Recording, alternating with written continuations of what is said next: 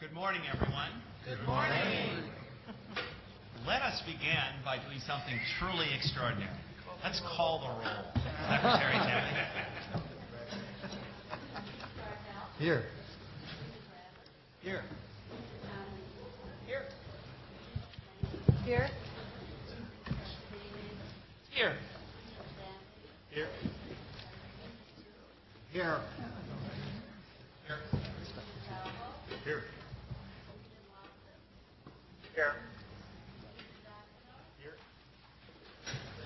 Here. Here. Here.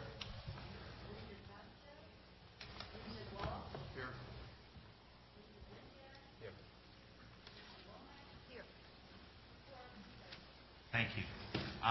The minutes of the July 9, 2009 meeting have been distributed. Are there any additions or corrections?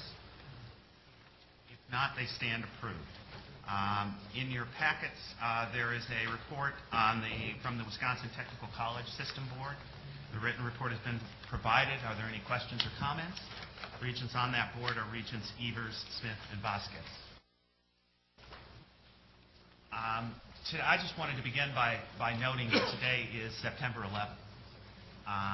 And I think it's obviously a moment and a day that all of us should pause to acknowledge the men and women who lost their lives on that terrible day, and also pause to recognize the many heroes who emerged both from that day and since. The firefighters, police officers, members of the military service who saved countless more lives on that day and have saved many more lives in the days since.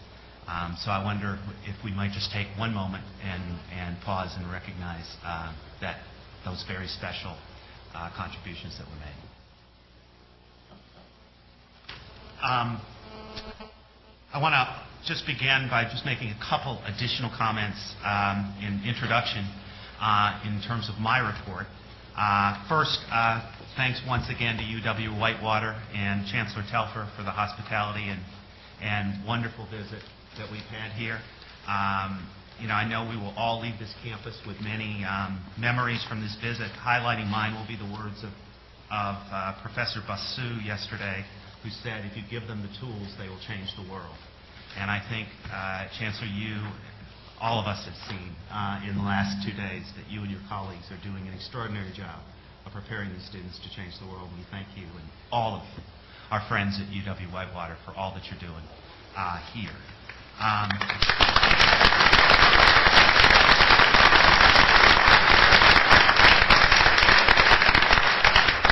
Just a couple things to report. I know summer has now come and gone. There's been, I know all of us have been busy in many other aspects. I just want to report on a couple things. Several weeks ago, Student Regent Aaron Wingad and I visited the Capitol to appear before the Senate Committee on Agriculture and Higher Education for their Regent confirmation hearings. I will confess right off the bat that Regent Wingad was considerably better prepared than I was for the Regent confirmation process. But we both did our best, and the committee asked excellent questions of both of us on issues ranging from differential tuition to credit transfer between the technical college and university system, to the future role of the university in economic development and preparing students for the 21st century economy. Afterwards, Regent Wingad and I took the opportunity to visit several legislative offices, meeting with staff and members in the offices of Majority Leader Russ Decker, Assembly Speaker Mike Sheridan, Representative Kim Hickson, and Representative Steve Noss, who's the ranking member of the Assembly College and Universities Committee. I also noted that a couple days ago there was this article in the, Regent Wingad was featured in an article in the Eau Claire Spectator, which I hope some of you may have seen. It's really a quite extraordinary story, very nice story, talking about all he's done and his commitment to his new position as a member of the Board of Regents. And I was impressed by many things, but I think the single most impressive thing about this is there's a comment section at the end of these articles. And I think all of us who have either been referred to or featured in articles that appear online look with great trepidation at the comment section. That's right, because it usually has something to do with questioning either our heritage, our background, certainly our intelligence. There was only one comment, and after this long, sort of glowing article about Regent Wingate, it was posted at 8:26 a.m.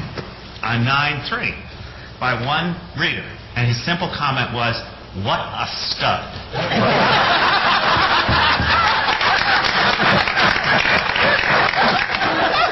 Did he spell stud right?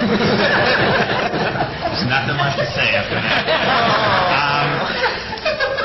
President Riley has also continued to have regular meetings with both higher education committee chairs, Senator Kathleen Weinhold and Representative Kim Hickson.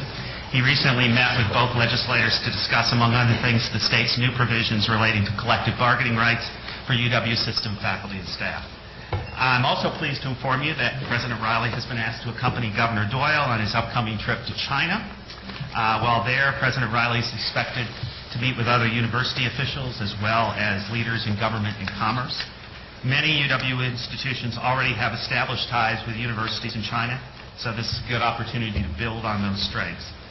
I'm told that in China, university officials are very highly respected. And that hopefully... Some of us wouldn't be surprised. In closing, I just wanted to make one other comment. We all learned recently that Governor Jim Doyle will not seek re-election in 2010. I'm sure there will be ample time in 16 months from now to recount and look back on Jim Doyle's many contributions to public service. But I just wanted to take a brief moment to note that despite extraordinary budgetary challenges, he was always committed, even in the toughest of economic times, to the University of Wisconsin system. He embraced the UW growth agenda. He found dollars to fund faculty recruitment and retention, expanded the capital budget. Because of his leadership, we've seen a vitally needed expansion of financial aid to students and the introduction of the Wisconsin Covenant, which long after we are here will see literally tens of thousands of 8th, 9th, and 10th graders having the opportunity to attend the finest university system in America. And it has not only been about dollars and cents, it's also been about fairness. So finally, because of Jim Doyle's leadership, Wisconsin will join the other Big Ten universities in providing domestic partner benefits to our employees, and children of recent immigrants who have worked hard and graduated from Wisconsin high schools will have the opportunity to attend the university. Governor Doyle's is an impressive legacy, and we all look forward to continuing to work with him in the remaining 16 months that he will serve as our governor. And I will now turn it over to President Riley. Thank you, President Pruitt. And I wanted, before I start my report, to turn it over to Chancellor Telfer for an introduction and a very positive announcement. Chancellor Telfer. First, I'd like to introduce Representative Steve Nass, who's sitting in the back of the room. Would you stand, please, Steve?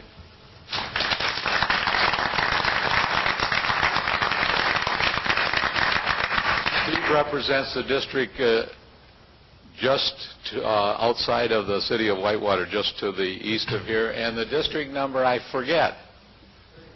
District 31. I'm terrible with those particular numbers. Thanks for being here, Steve. The other announcement I wanted to make, and you heard my presentation yesterday where, among other things, we talked about the prospect of a grant from the Economic Development Administration. Yesterday, Representative Baldwin's office announced to us that we have received a $4.72 million grant for the Whitewater Innovation Center in the Whitewater Technology Fund.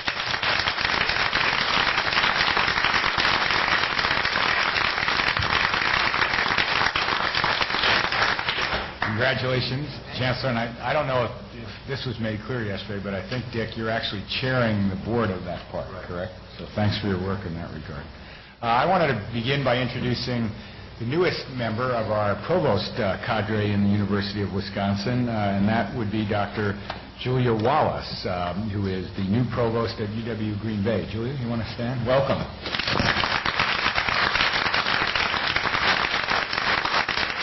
Julia comes to us from Central Michigan University, where she was executive vice president and provost.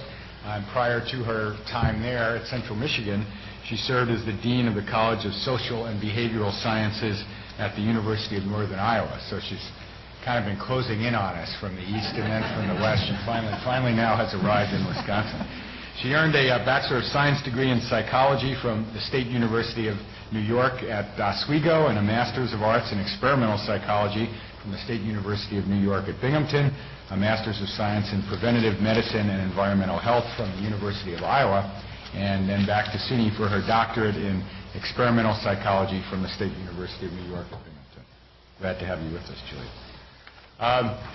This morning's conversation in my report, and I hope it will be a lot of conversation, is about economic development and the university's role in job growth. And I just want to remind us all of where that fits in the larger growth agenda scheme. You know, there are three simple goals to the growth agenda. Again, simple to say, hard to accomplish.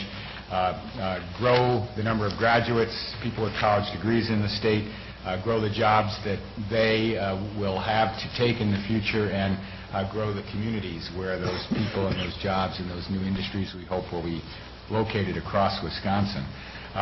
We'll be coming back to you in the coming months with some new plans regarding the first goal about growing more graduates. The Chancellor's colleagues at System and I had a retreat around this topic, and we've got some new strategic plans that we're working on that I think you'll find of interest in the coming months. Today we want to focus on that second goal about growing jobs, and certainly if we can accomplish the growth in the graduates and the growth in the jobs, we'll have done an awful lot for growing the communities around the state as sustainable, attractive places for people to live and work well into the future.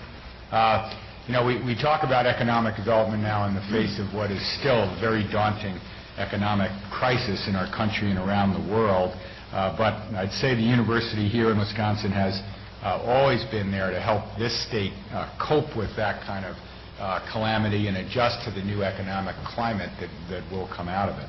A long time ago, this university helped Wisconsin shift from an agricultural economy that at that point was based on wheat to one based on dairy. And today the university must help Wisconsin transition to an economy where virtually all industries and all sectors depend on knowledge and innovation. So while we in the university need to continue to be a vital engine of economic development in the kind of economic world that we live in now, we need to acknowledge too that much of what we do in this realm, if we're going to be successful at it, is done in partnership with the private sector, with the businesses and workers who make our economic system go, who are creating wealth and opportunities that contribute to our quality of life and even make possible the quality university system that we cherish so much. In a moment, I'll introduce Dr. Carl Gulbranson, who's the Managing Director of the Wisconsin Alumni Research Foundation, WARF, who will present the Research to Jobs Task Force report. And after Carl's presentation, I'd like to offer a few reflections on the task force's recommendations. You may recall that I appointed this task force back in February, charging it with studying the UW research, patent, and commercialization process.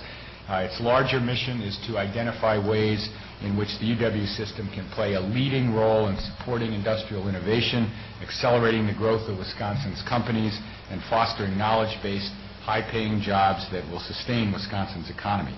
The membership of this task force is as diverse as it is top drawer, with representation from both within the system and from leading enterprises around the state. And you can find a complete listing of everybody who worked on the task force in Appendix A of the report, which you have. I wanted to acknowledge several task force members who are with us here today. In addition to Carl, John Neese, who's the Managing Director of Venture Investors and was chair of the task force's Committee for Job Creation through Startups. John, you want to stand up and take a bow? Thank you for your work. Our own stout Chancellor, Chuck Sorensen, co-chaired the Committee for Growth of Mature Businesses that worked with the task force. Chuck, thank you. And Tom Still, who's been gracious enough to drive down to Whitewater today and be with us, president of the Wisconsin Technology Council, and he chaired the Committee for Communication of the Critical Role of UW Research to the Public and Industry. Tom. I also wanted to introduce Molly Ockel-John, the director of the Weiss's Technology Foundation. Molly Ockel is here too. Thank you, Molly. Ally Uckel's a member of the committee and doing just yeoman's work in advancing the research to jobs agenda across the UW system. And finally, let me acknowledge our own Chris Andrews. Chris, where are you? Right there. Chris was on the task force as well, and in her role as Assistant Vice President for Federal Relations for the system, has done a wonderful job of connecting funding available at the federal level to driving the research to jobs agenda here in Wisconsin. So for all those folks and the others on the task force, I really want to extend my appreciation. And I think the work that they have done will wind up long-term benefiting everybody who lives in the state. So with that build-up, I want to turn it over to Carl Gulbranson to talk about the work of the task force and the recommendations that they've come up with. After Carl gives his presentation, I think we can open it up for reactions, questions by the Regents to Carl, and then I'll come back on and make some concluding remarks. Welcome, Carl.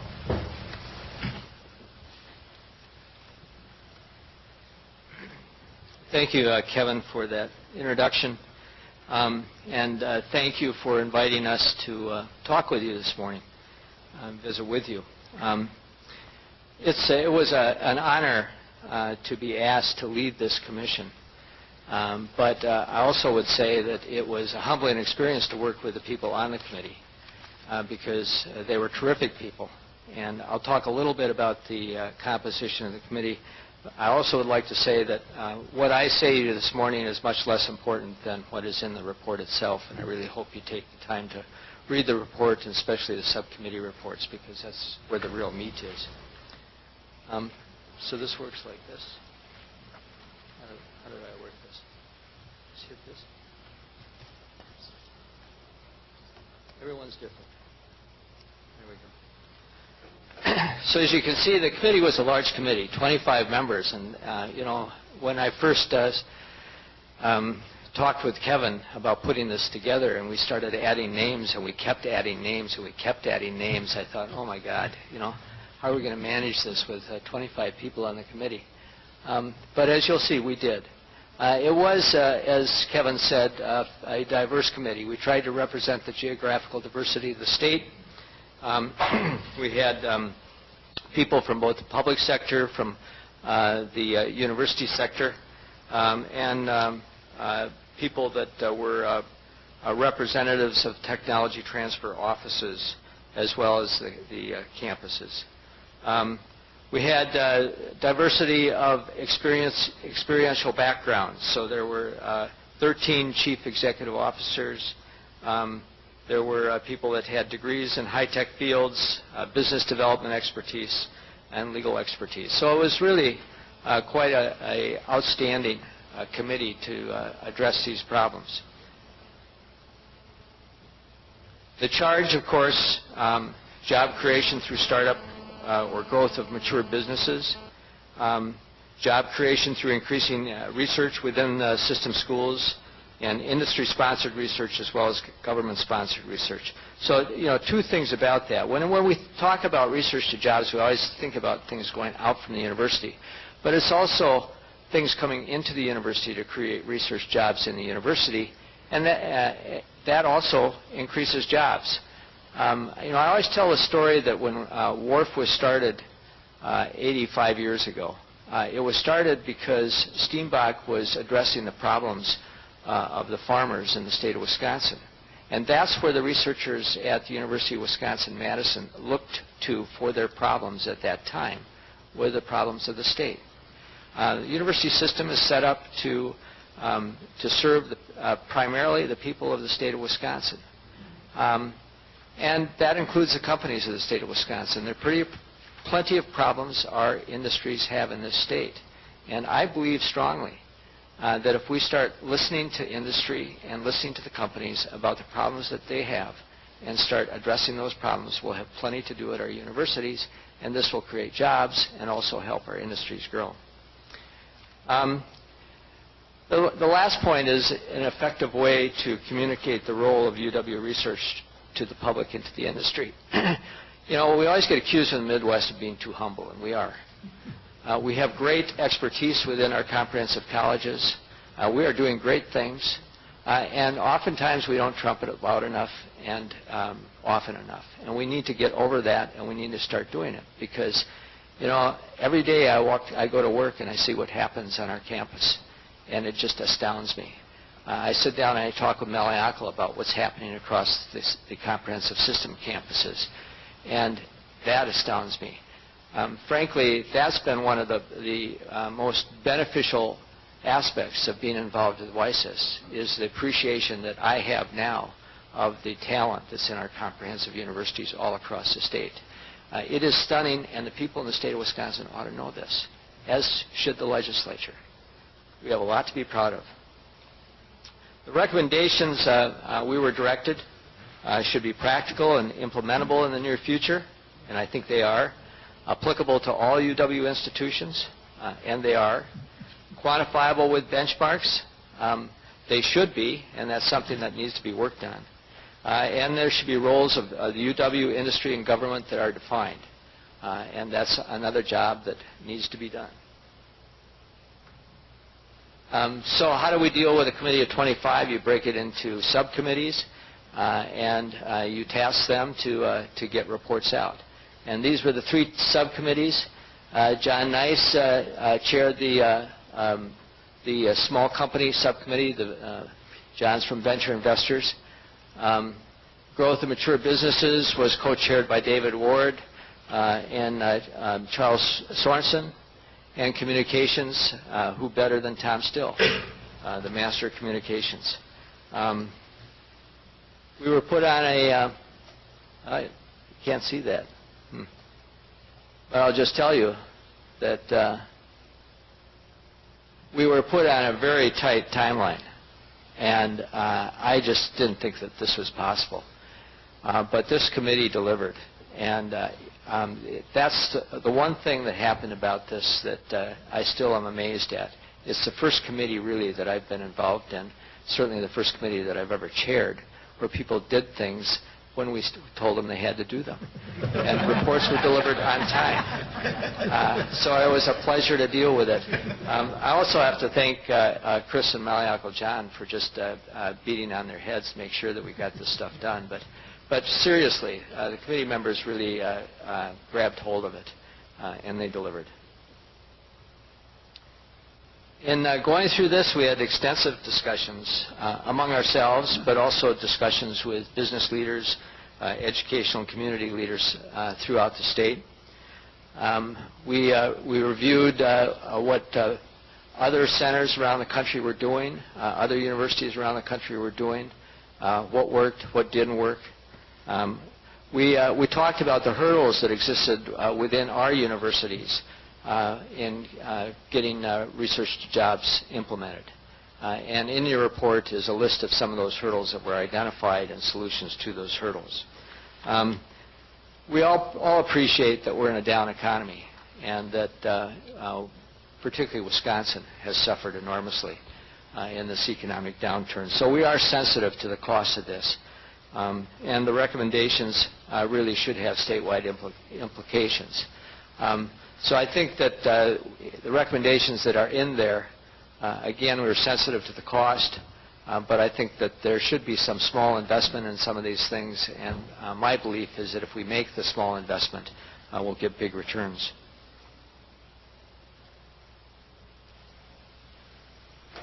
So the key ideas emerging from the committee work. Entrepreneurism, in my view, is the key to a lot of this. And paying attention to the students is also a key. John Wiley likes to say that at Madison we have 2,500 faculty and 40,000 students. If you get the students excited about entrepreneurism and energize them, great things can happen. When we look at our technology centers around the country, a lot of these companies that are emerging out of these centers are being started by very young people. It's becoming more and more disarming to me as I get older. But that's the fact. They got great ideas. They also have the naivete that they don't know what it is to fail, and so they charge ahead. And that's important. If you've got too much wisdom, you're never going to get started because you're going to be too afraid to do it. So we need to energize our young people. And in order to do that, there needs to be leadership at each of our campuses, and there is at many of our campuses, but it needs to be leadership from the top down. There needs to be, in many cases, an attitudinal change. When I first started at Wisconsin Alumni Research Foundation at Madison, the whole notion of entrepreneurism and starting a company was somehow or other regarded as being kind of unsavory. It was not a tasteful thing for an academic to do. Getting involved with commerce, we shouldn't do that. That attitude has pretty much changed at Madison, and I see it changing at other places in our University of Wisconsin system. But it is an important attitudinal change that has to occur if we really want to get things going. And that's not an expensive thing to do.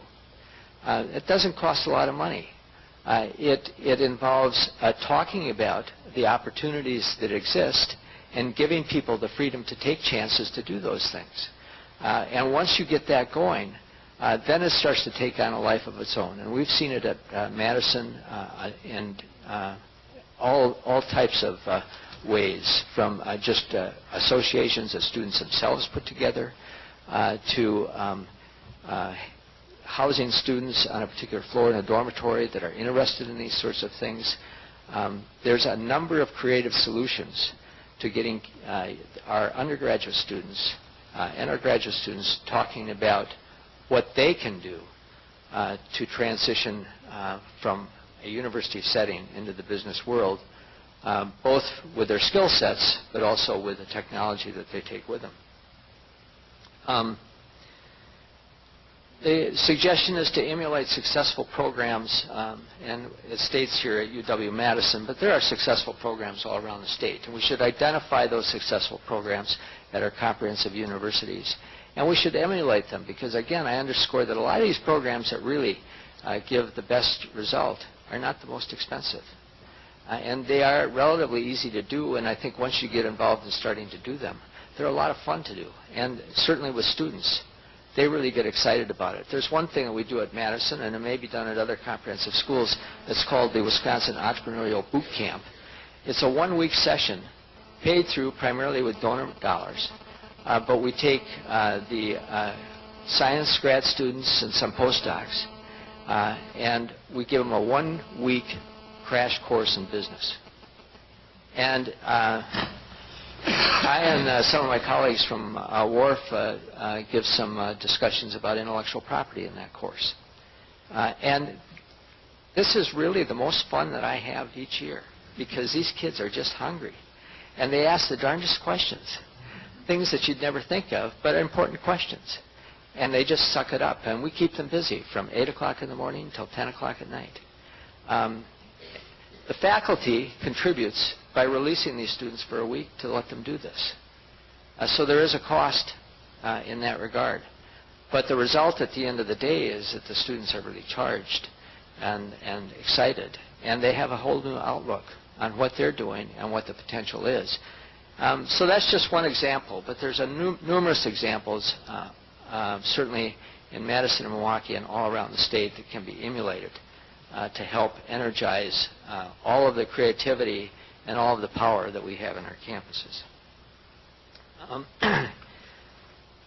Again, I mentioned removing the hurdles for faculty to form startups, and this is something that I would encourage us really looking carefully at, because even at Madison, it is very difficult for a faculty member to step off of campus and be involved in a startup company. And in some cases, they pay a penalty to do that. They shouldn't pay a penalty to do that. We need to devise ways to give them an opportunity to take a leave if they can. And then hopefully, once they get things going, come back to the campus, and the campus will be enriched by that experience also. Connecting UW research to small and large company needs is vital. I mentioned before that when WARF started, the campus at Madison was getting its problems from the citizens of the state and the industry of the state, which at that time was primarily agricultural. But one of the recommendations in this report is to set up emerging technology centers around the state. Again, This is very similar to what Tom Still and the Wisconsin Technology Council recommended a number of years ago in the 2020 report when they talked about industry clusters. It is something that is shown to be successful around the country. Certainly we have such a cluster at Madison, and again, it takes some investment, but it's important. And what better time for me to give this discussion, this talk to you, than when the Chancellor of Whitewater announces a new Whitewater Innovation Center with a grant from the federal government.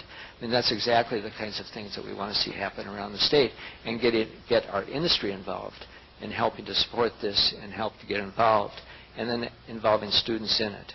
Because it gives the students an experience that they otherwise wouldn't have, gives industry a chance to look at these students and probably hire them. And also, maybe we'll solve some problems along the way and make our industries better and stronger. And then promote research as an integral part of teaching in the comprehensives. And again, this doesn't take a whole lot. We aren't talking about a huge investment. In some cases, a little bit of leave time. But the experience that you give to undergraduate students when you have actually a problem to work on is enormous. And I've seen that experience when I've visited some of the comprehensives with Malleackel John and talked to the faculty members, and more importantly, talked to the students, because it really enriches their experience. So there were 24 key ideas identified for implementation in the study. Recommendations include steps for the UW system to take and for the public-private sectors. As I said, most of the recommendations are low cost, and I believe they'll be high return.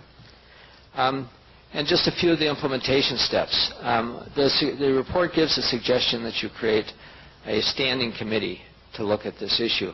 And I will tell you that many of the members of the Research to Jobs Committee have volunteered to stay on if the system wants to create such a standing committee. It would be a committee really to help cajole, to help to identify new ideas that are coming along, but also really to also encourage when we see the successes happen, not the excesses. We also encourage that there be regular reports to the legislature. And again, it goes back to this being able to be proud of all the successes that we have in each of the comprehensive colleges around this system. And make sure that people know about this. Certainly the legislature needs to know about this, but the people of the state of Wisconsin need to know about this too. And as far as I'm concerned, you can't tell it too much or too often. And then finally, leadership from the top on down. And I know that Kevin has embraced this and is excited about it.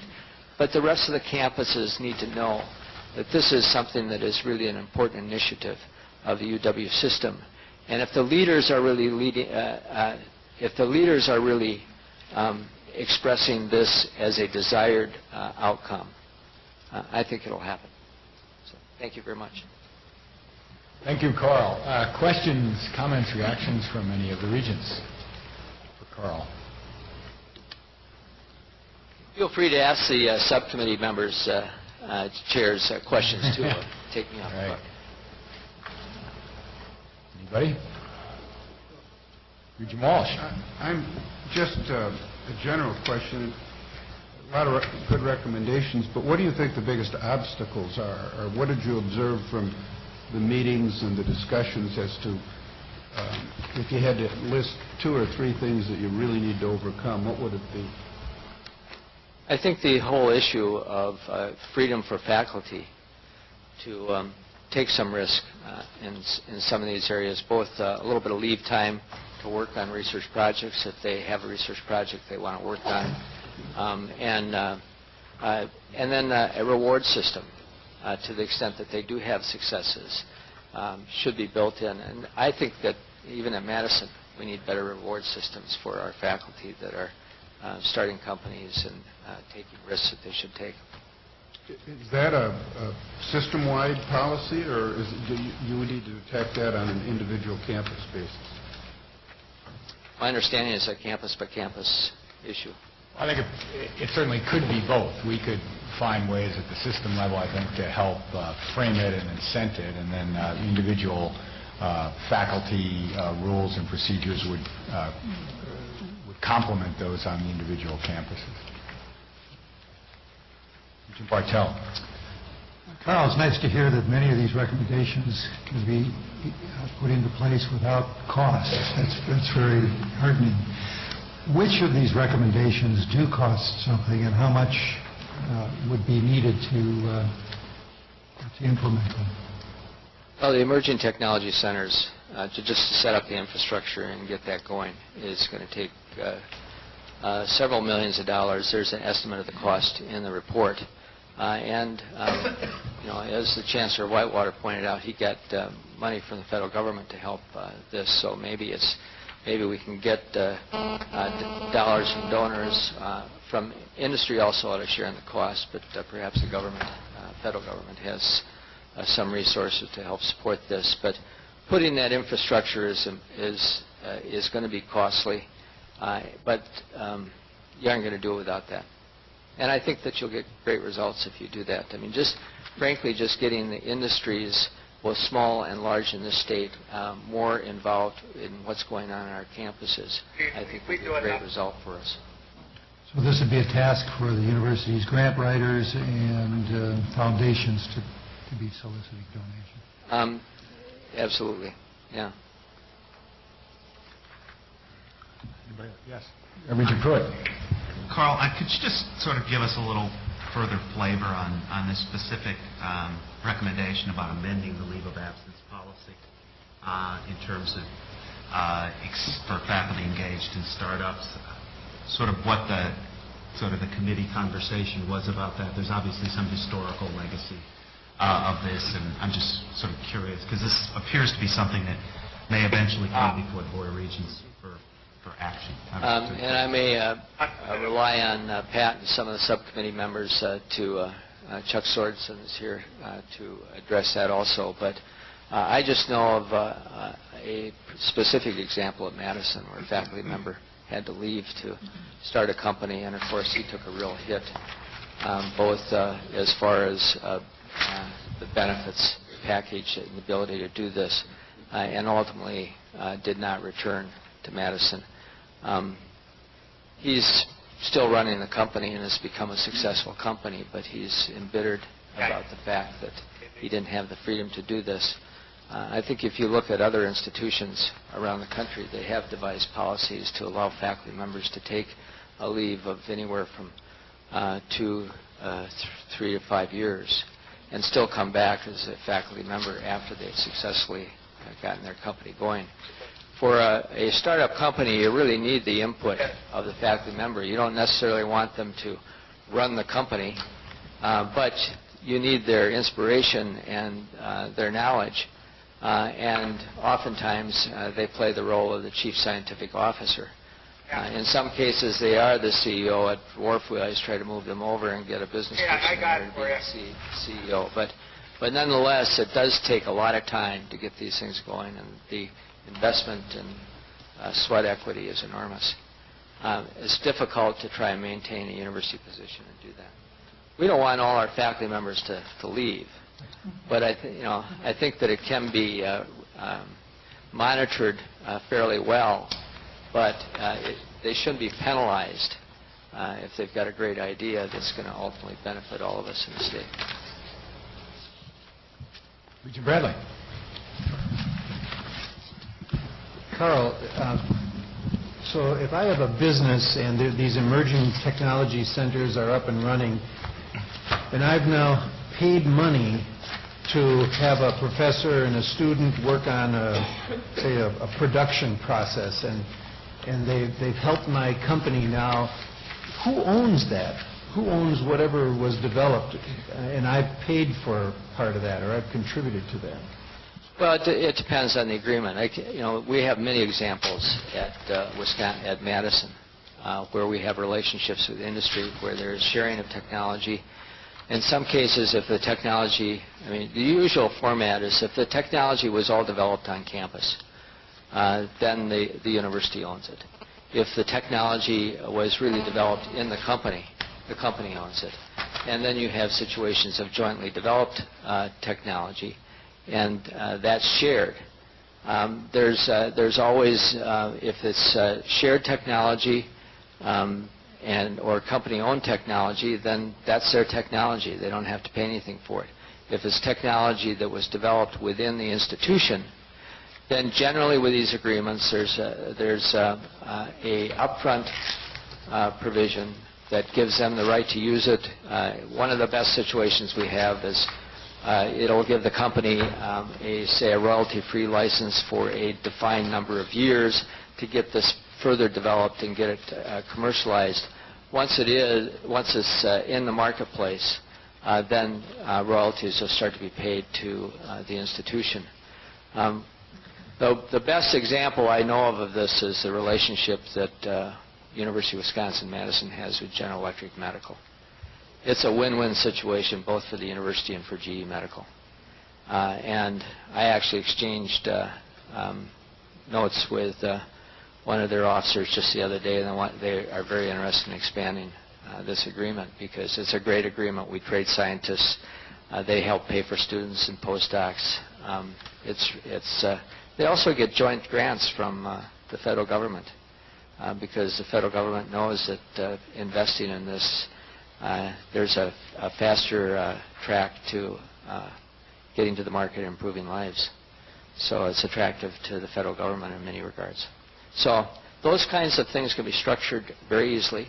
You have to do everything up front, make sure that the parties understand what's happening. But it can be a win-win situation for the universities and for the companies. Anybody else? Yes, Regent Bartel. I have a question for Tom Still, Chair of the Communications Committee.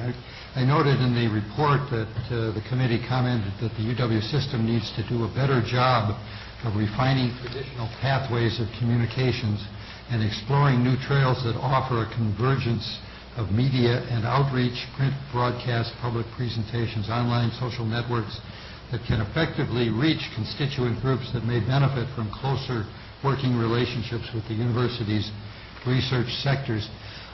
I wonder, Tom, what can the Board of Regents do to implement that kind of a change?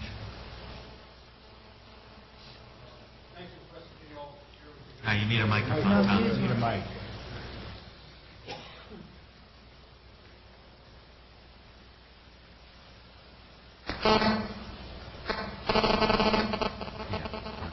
I think that begins with paying attention to the needs that you're going to see within UW system itself, but also the individual campuses about the kinds of communication tools that are out there that can be put into play. Communicating today, especially to the broad public, is harder in most ways than it's ever been. There are fewer central sources of information that everyone reads or views. Those sort of universal things have gone away. So, when I think about, Dave Giroux and the kinds of things he's got to do, there's a lot of tools that he's going to have to look at to get that same message out in different mediums, at different times, and I think in a repeated way. One of the things Carl stressed from the beginning with this was the notion that the recommendations of all these committees had to be really a two-way street. It's not just about the university saying, look at all the gee-whiz things that we have. I'm thinking about the centers in particular. It's about identifying industry needs and then having those industry needs really pull those centers and make that happen, because without industry, it simply won't happen. It's got to serve what's going on in the rest of the state. And that's a messaging issue. It's about getting out to the different trade associations, to individual businesses, and everyone else in communities who are going to know those needs. So a lot of new tools in the quiver, especially around communications these days, and it's about using all of them. I hope that helps. If I can just add one other comment about communication. Madison is a big place, and we always get accused of being too complicated. and people not understanding what is there. But the same could be said for industry in the state. There's big industries and small industries, but you start adding them up. There's a lot of noise out there, and understanding what their needs are is very difficult. So organizations like Wisconsin Manufacturers and Commerce and other trade associations could do a better job of funneling some of the needs that they have into the university, so that faculty at the university can look at this and see if there's something they're interested in working on or collaborating with. Just one other comment. At Madison, we developed something called the Discovery Portal. Malayakel had a big role in helping to commandeer a staff to put this together. This is a web-based directory of faculty at the University of Wisconsin-Madison. We started with science faculty, but now we've expanded it to the entire faculty at the university, and the goal is to keep it current. But it lists what the faculty's interests are, what grants they might have in their laboratory, who they're working with, what they've published, and the goal is to keep it current. And also, it is web-based, and we use a Google-like search engine on it, so it's very easy to find what you're looking for. We actually put it together originally as a tool for WARF, but it's become an important tool for the university itself. Expanding something like that to the entire system would be great. It does take an investment of dollars, not very much. I think the estimate we've got in there is less than a couple $100,000 and a maintenance cost of less than $100,000 a year. But that's a great, as far as I'm concerned, inexpensive way for industry to get in the door at our universities and find out who's where. Yes, David Wilson, Chancellor of Colleges and Extension.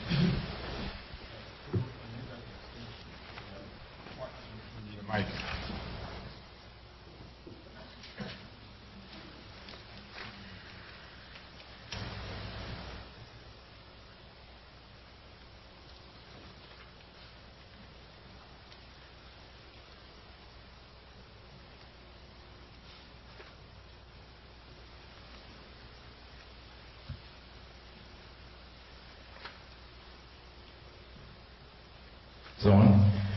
A comment and then a question. Through UW Extension, we have a partnership with each of our comprehensive institutions in the form of a Small Business Development Center.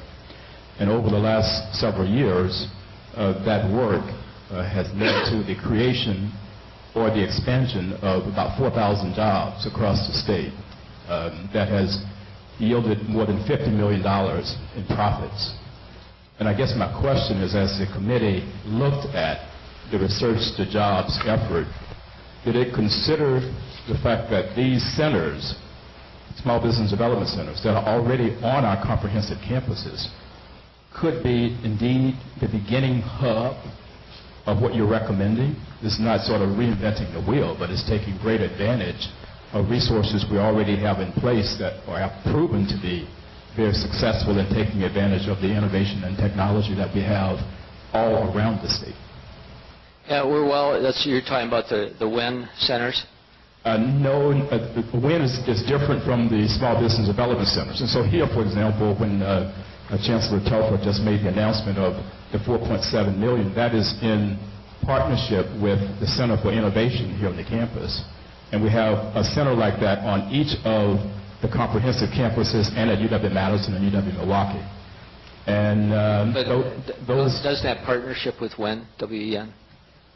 Yes, it is in partnership with WIN, but they are not the same. Yeah, so we're well aware of the value of the small business centers on our campuses, and actually we have utilized them with respect to WISIS. But I think that what we're talking about needs all kinds of partnerships. And when I talk about what's happened at Madison, I say, you can't pick any one organization and say, that's been why we have our success. It's all about partnerships. It's partnerships not just with the campus and the entities in the campus, but again, with industry and with the citizens of the state, and equally important, the press. One of the things that I really take my hat off to that's helped us in our area is how the press has so wonderfully embraced what's happening at the university and the whole successes that we've had in starting companies. And they get the buzz going. And just like I said, you've got to help change the culture, allow students to be excited about entrepreneurism. It helps for the press to get the buzz going too. So it's partnerships all the way around. Anybody else? Yes, Regent Davis. I'm not sure whether this question might be for John Nice. Is that right? Nice. I mispronounced your name, John, in the introduction. I apologize. Because it's one of the proposals on UW's startup. Would that be the website? Would that have come out of that subcommittee? So if I could ask you a question on the website idea, which really sounds quite fascinating and appropriate.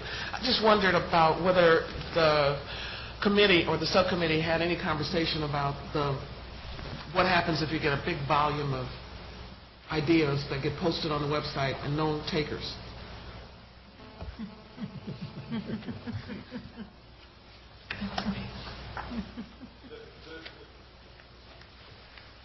There's no question that critical mass on both sides is important. I think what's key is creating an ecosystem. And we have many elements of the ecosystem in Madison right now, but it is creating more transparency and connectivity. People have a tendency to sort of work in their silos and consult with people who are a lot like them as they try to move down the development path. All the work at the Institute of Discovery trying to create interdisciplinary research has spawned great new ideas, and we viewed it as, you also need the business expertise. That is another important discipline here. And we did want to create a mechanism to create connectivity. There's going to be a lot of front work needed to really sort of screen things that are going onto that portal and to assist in the connection, make sure appropriate connections are being made, and really promote it in advance to try to build a critical mass of resources, of people and dollars to try to provide that connectivity. But this is an idea that actually came from another university. Berkeley has used this mechanism quite effectively, and we thought it had a great deal of merit and should be implemented, not only in a place like Madison, but we can provide connectivity throughout the entire system. Thank you. Any others? Yes, Regent Walsh. Kevin, I think this is a wonderful report and a great part of your initiative.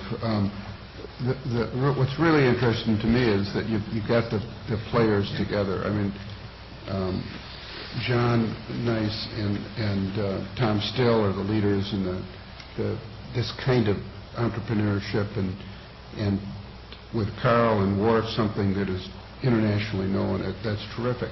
I especially like the report coming down to what works, what doesn't work, and what needs to be done. I needed a simple, double-spaced 3 pages, and it's all there. And so my question is, what do we do next? Because in my view, this is the future, and this is how we marry up with industry, and more important, we work with the legislature in moving the state forward. It's a difficult time now, and I'm sure there's not a lot of free money, but I sure hope we take this to the legislature and sit down. This isn't a partisan issue. It's not partisan at all. It's about how we work together, but we need their buy-in, because at the end of the day, they're as important as anybody in making us all move forward. We've got all the pieces here. So what's the next step to get this going? Well, that's a wonderful segue into my remarks on next steps and reactions to the report. So let me say thank you, Carl, and let me go right into that. It's a good report.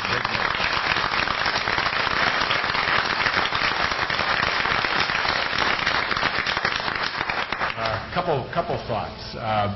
We know that spending on R&D, on research development, is a key indicator of economic growth and vitality. And I'll give you some numbers on this. Some of you have heard these from me repeatedly in the past, but I think they bear further repetition, because we've got to start thinking in this state, I think, of academic research and development as an industry in its own right, which it already is.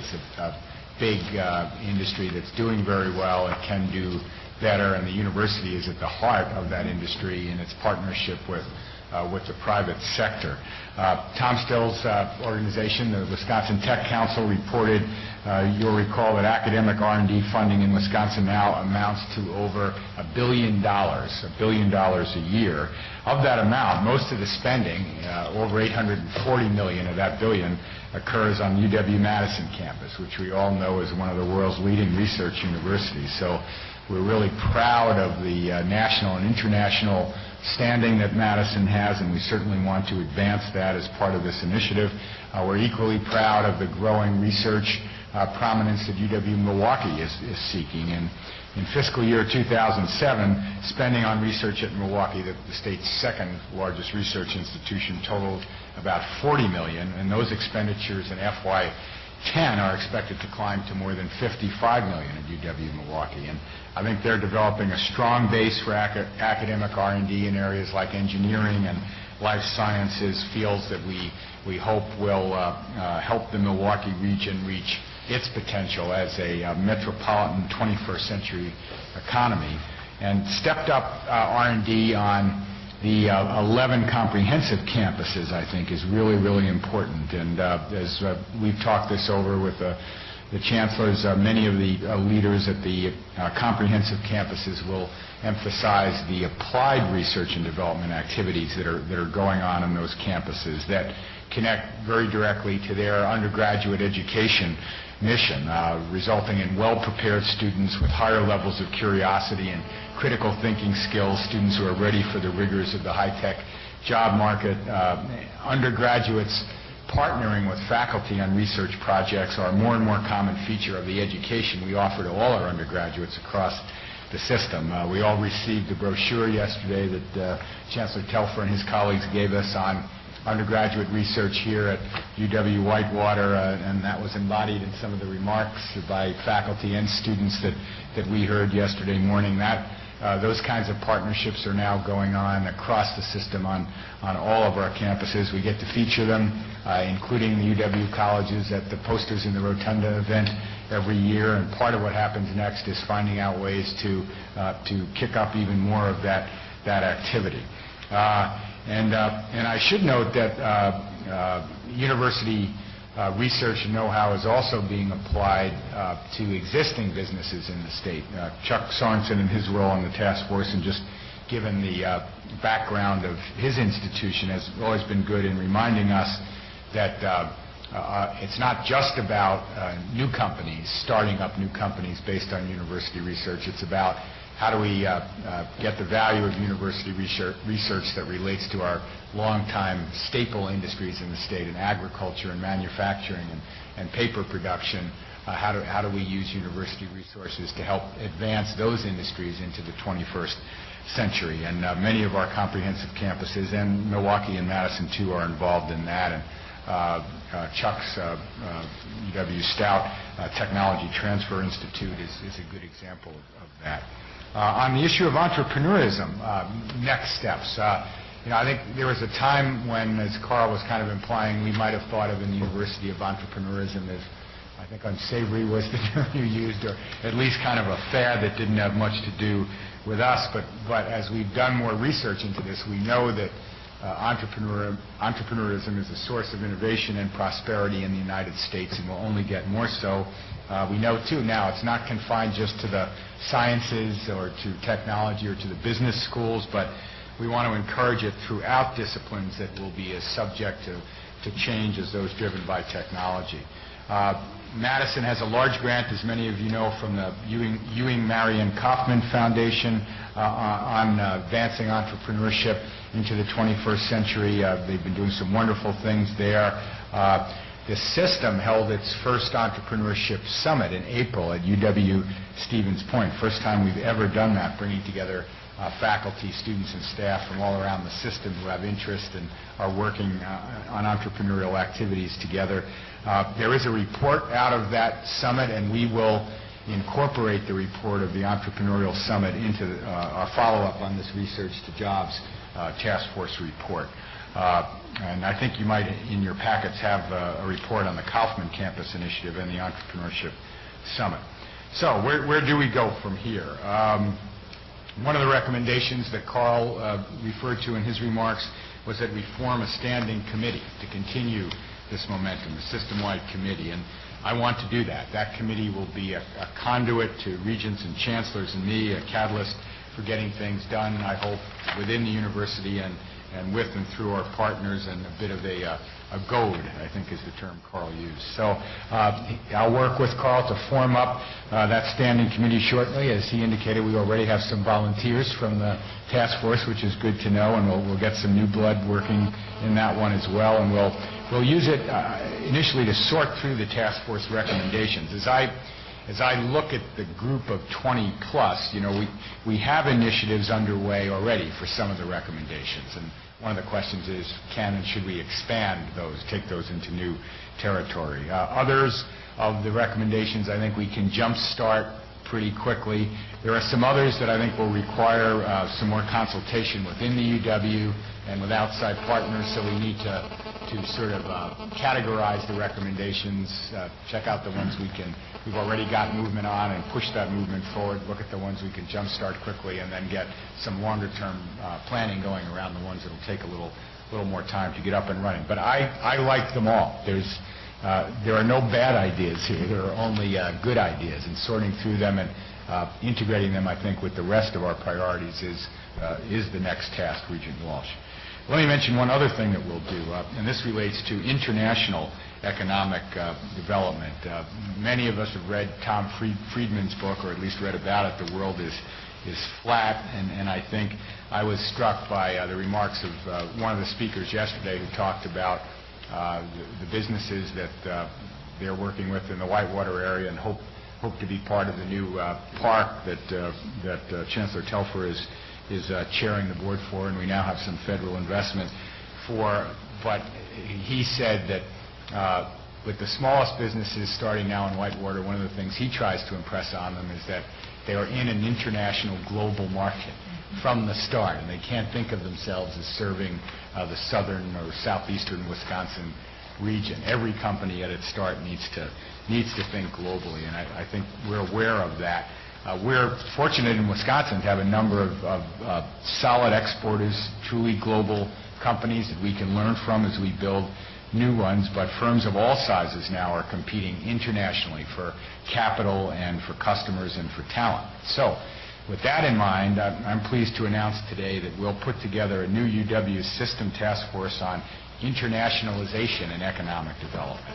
And that group will examine how expertise throughout the UW system can be tapped to help attract international investment and promote growth in international markets. I'm pleased to tell you that David J. Ward, former interim chancellor at Green Bay and the president of North Star, has agreed to co-chair that task force along with Dr. Gilles Bousquet, the dean of the Division of International Studies at Madison. I want to thank them for their leadership in that regard.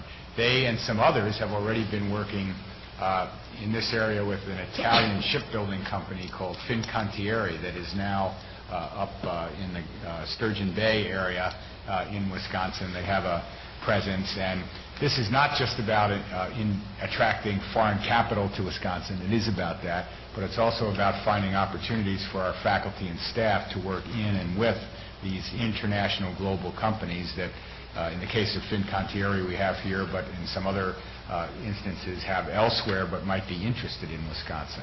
It's about getting some of the Fincantieri talent and Italian students to come and spend some time here, getting some of our students to do study abroad experiences that include business internships in a company like Fincantieri over there. So I think there's great potential in this kind of work and thinking for the state and the system. I think we haven't done enough of it in the past, and I think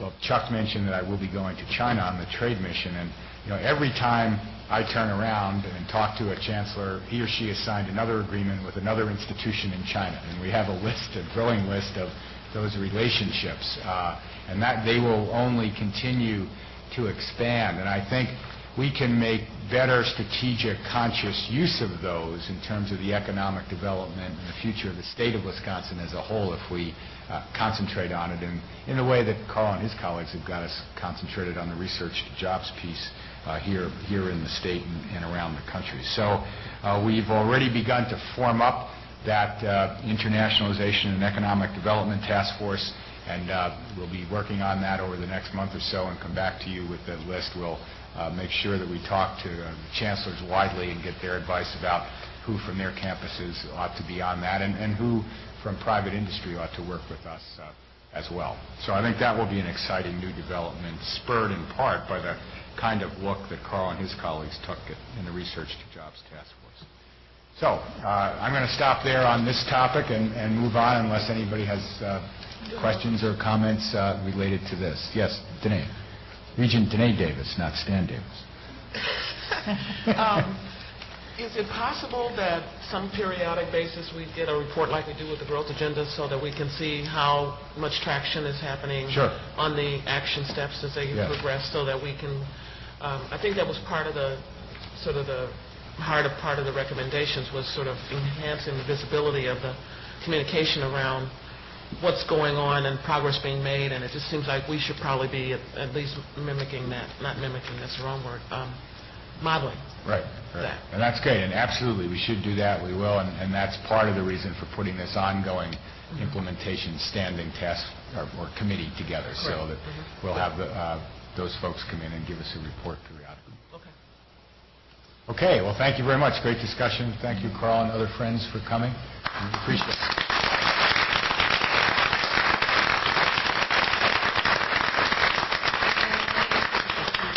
Let me give you a couple other remarks, if I could, and begin those by introducing a new colleague to the board. I wanted you to have a chance to see and welcome Dr. Ken Lee, who's with us as an American Council on Education Fellow. Ken is over here. This ACE Fellowship, as you probably know, is an intensive semester or year-long program designed to help develop the next generation of leadership in American higher education. Dr. Walter Zakahi was with us last year. Many of you got a chance to meet and get to know him a little bit from New Mexico State University in the same program. Ken comes to us with 20 years experience as a department chair, as a center director, and as a fundraiser at Ohio State University. He helped raise private gifts and public support for a new food science building there that now houses his academic specialty, which is food safety, including the edible diplomacy we call ice cream. And Ken's no stranger to Wisconsin. He made his academic ranks on the faculty at UW-Madison 2 decades ago, and I guess we trained Ken well because he helped to plan the addition to Babcock Hall and helped run the Center for Dairy Research while he was here at Madison, or at Madison. He gained fame but not fortune by teaching 1,000 students each semester in a freshman food science service course. The first course, incidentally, at UW-Madison on cable television. So talk about a food fight. That must have been an interesting course.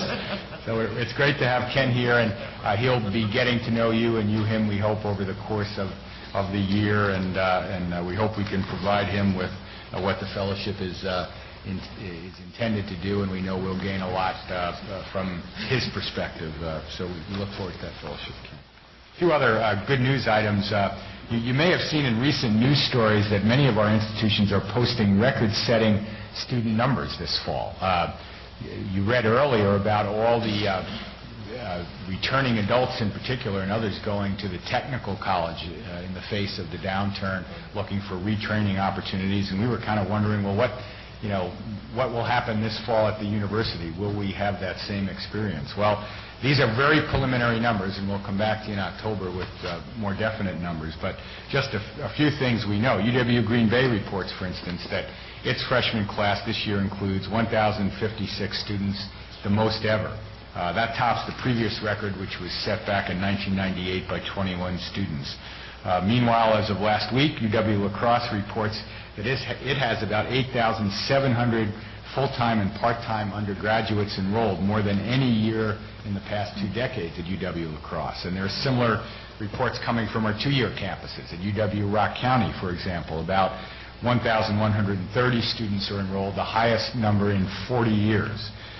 So getting more Wisconsin residents into and through our higher ed pipeline is, of course, one of the major objectives of the growth agenda. So this preliminary news is very promising.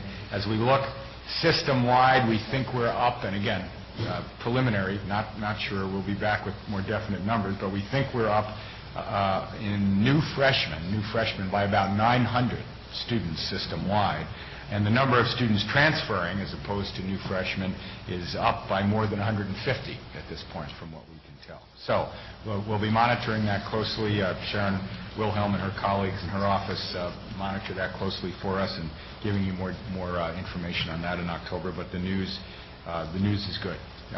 You may recall, and this relates to those higher numbers, you may recall I mentioned at our last meeting that applicants or applications for the WEG UW grants, the WHEG grants, very vital financial program that serves now more than 25,000 of our UW students every year, that those applications were up by 11% compared to the same time last year. Actual calculated awards are up nearly 18%. But the problem we had was the program, because it was more popular, running out of money. And I told you that I'd write to the governor and key legislators after the last meeting, express our concerns about the shortfalls in that program. And so in some potentially exciting and promising news, earlier this week, Representative Corey Mason proposed the Wisconsin Jobs Initiative, a bill that would, among other things, grant financial aid to more than 20,000 wait-listed low-income Wisconsin students so they can get the training and education they need from the UW and our tech college campuses, or private and independent colleges as well, for that matter. This is very, very early in the life of this proposed bill. It's a good sign that we've gotten some attention in the legislature, I think, to this problem. We'll be looking more closely at the bill. We don't have a final text, and hopefully it's one of a number of initiatives in this area that will help with the need for more need-based financial aid. Some other good news from the system. Let's start right here at UW-Whitewater. For the second straight year, the readers of Corporate Report Wisconsin magazine have named UW-Whitewater's College of Business and Economics, that now has the lovely new building where we had the reception last night, quote, a best school for online business education, unquote.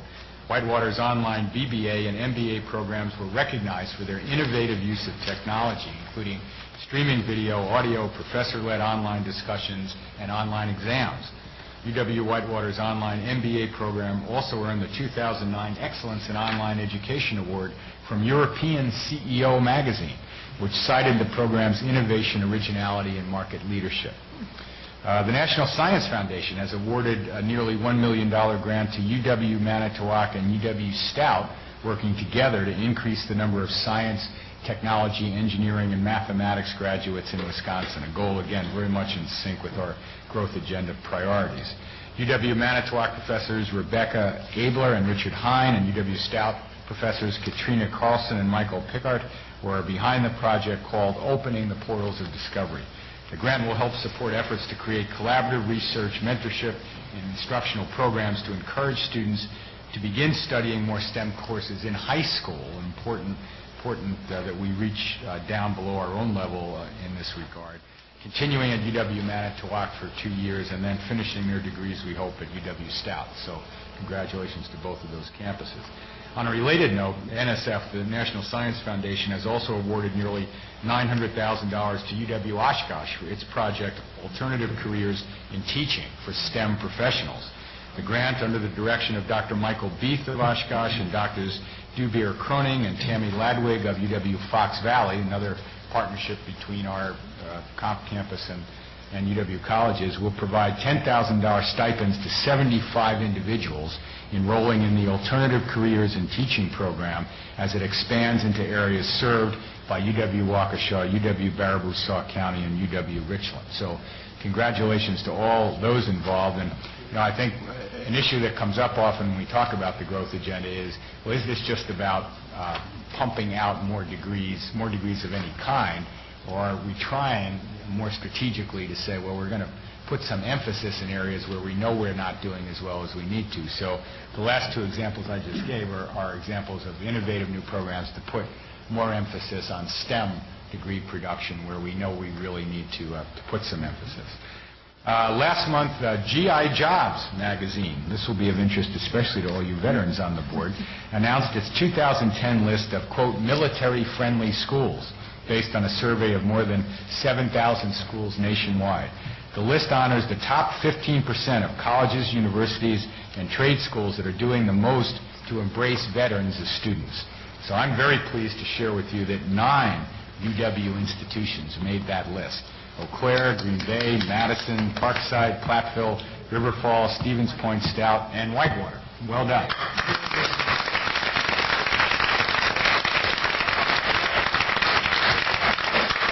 UW-Eau Claire has received a nationally competitive grant of nearly $1.75 million to support its strategic goal of transforming student learning.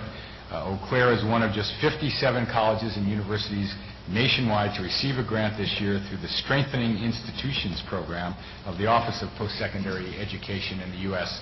Department of Education. That grant will support a 5-year project at UW-Eau Claire beginning this October to create and implement a more integrated general education program that is designed to more deeply engage first and second year students, enrich their global and multicultural experiences, and implement an advising system that helps students more intentionally plan their college careers. So congratulations to Brian and his team at Eau Claire on that grant. And some other different kind of good news from the north. At Superior, earlier this month, UW Superior hosted the first Biofuels and Energy Independence Symposium. The symposium, organized by American Science and Technology, based in Chicago, brought together researchers, engineers, educators, industrial professionals from all around the Midwest to present their latest ideas and development activities in biofuel conversion and production. Lieutenant Governor Barbara Lawton was on hand to deliver the keynote address. I think this symposium demonstrates once again the Wisconsin idea in action as we bring the potent resources of our universities to bear on some of our society's major issues, and biofuels is one of those. And I think all across the UW system we have excellent work going on, national, international leading work going on in the development of biofuels. So on this particular count, kudos to Chancellor Erlenbach and the rest of his team up at UW Superior. We also have court news. UW Green Bay's women's basketball team is the only Division I NCAA women's basketball team in the state to crack the Women's Basketball Coaches Association Academic Top 25 team honor for the 2008-2009 season. The squad posted a team grade point average of 3.317, good for 23rd among Division I programs. UWGB, incidentally, was also one of just 7 teams in the nation to rank in the top 25 academically, and also advanced to the 2009 NCAA tournament. So hats off to the Phoenix Athletic Program. Congratulations, Julia. Finally, UW River Falls announced recently that Willis H. Miller, a well-known newspaperman, historian, philanthropist, has left the university a gift of more than $1 million. That is the largest gift in the school's 135-year history, and they're going to put it to good use. The money will be used to establish endowed scholarships, giving preferences to students from the Hudson, Wisconsin area, which was the late Mr. Miller's home turf. Mr. Miller's relationship with the university began back in 1939 when he took a summer class there. Who said summer classes aren't important? So congratulations to our advancement vice president turned chancellor, Dean Van Galen, for the first big gift feather in his chancellor cap. Congratulations. I'll conclude my remarks by saying, Mr. President, I have no poem to read today, but since I did mention Finnegan's Wake yesterday, and we're here celebrating the beginning of a new school year, I thought I'd just give you the very beginning description of Tim Finnegan from Finnegan's Wake, and you'll see that it's about the beginnings of time, as well as a description of Tim Finnegan, who is a Dublin hod carrier, but also a kind of historical archetype. And listen closely. You have to listen really closely to this language, and you'll get hints of prehistoric times and Finnegan's job as a builder, and you'll hear reference to several books of the beginning of the Bible, the Pentateuch, the 5 first books, and reference to the fact that Finnegan goes back even beyond biblical times. So this is it. First time you meet Tim Finnegan in Joyce's Finnegan's Wake. Big Mr. Finnegan, of the stuttering hand, freeman's mower, lived in the widest way imaginable in his rushlet too far back before Joshua met Judges or Helveticus committed Deuteronomy. So my wish for all of us for this academic year is that we find time to read Deuteronomy and not commit it. With that, Mr. President, I turn the floor back over to you. Thank you, President Riley. I did want to just note on one note on your report. Ken, I know, has come and we welcome you. And I just want to underscore that President Riley noted you came from Ohio State University, not the Ohio State I kept University. thinking about that. In case you've forgotten in the years that you've been gone, we do not refer to Ohio State University as the Ohio State University. Well, welcome anyway.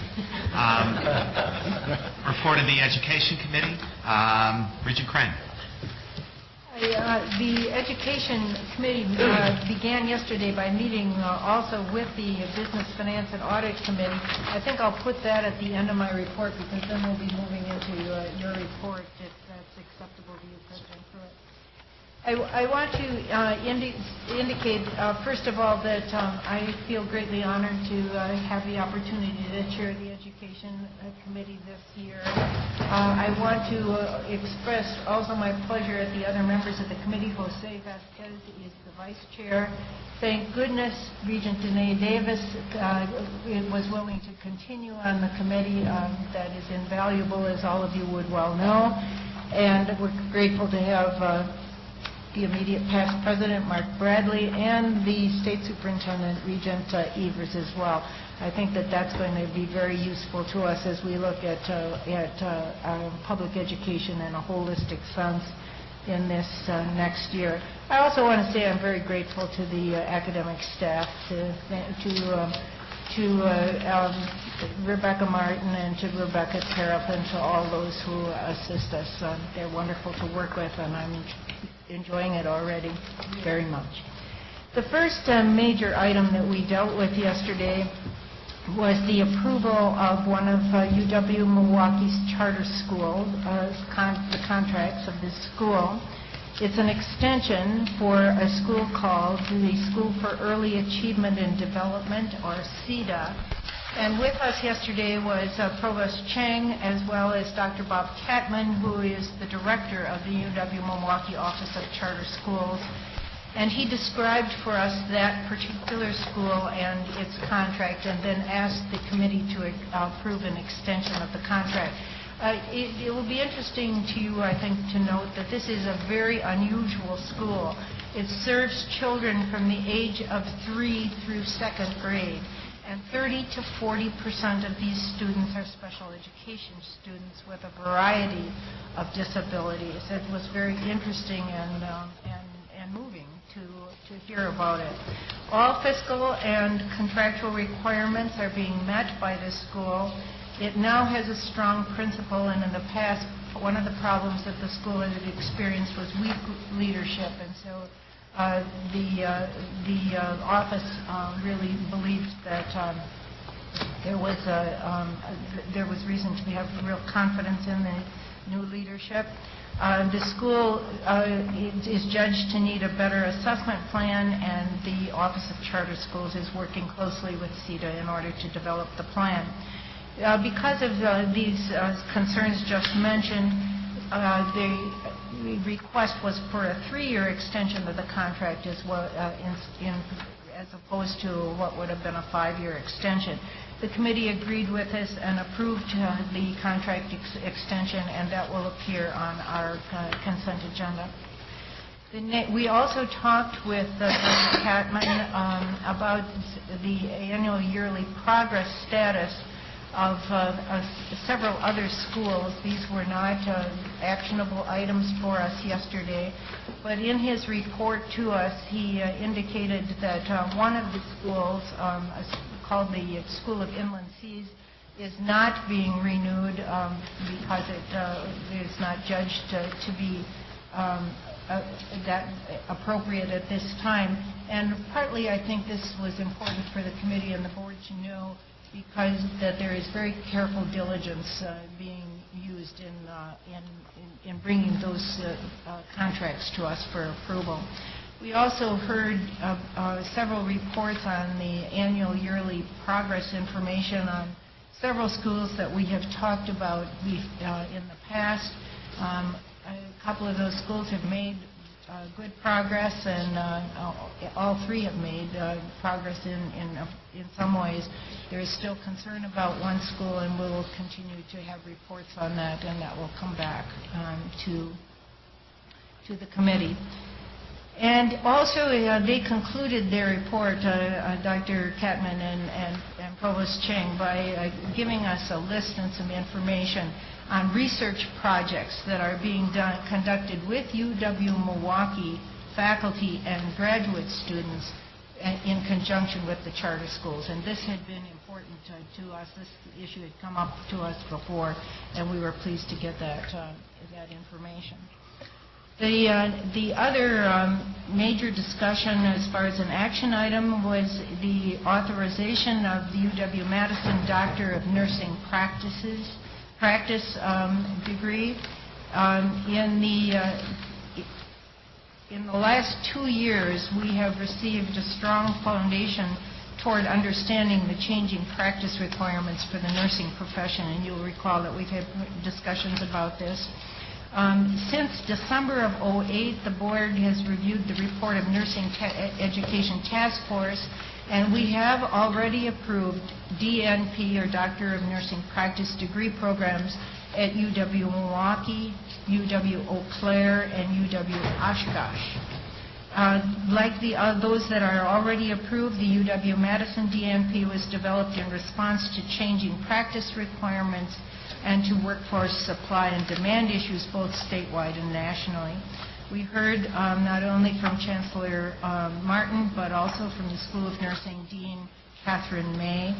The Madison DNP will author both a postmaster's and part-time DNP for nursings who are already practicing and who want to, and I never knew this term before, but credential up, and a post-baccalaureate DNP, which will be a 3-year full-time program.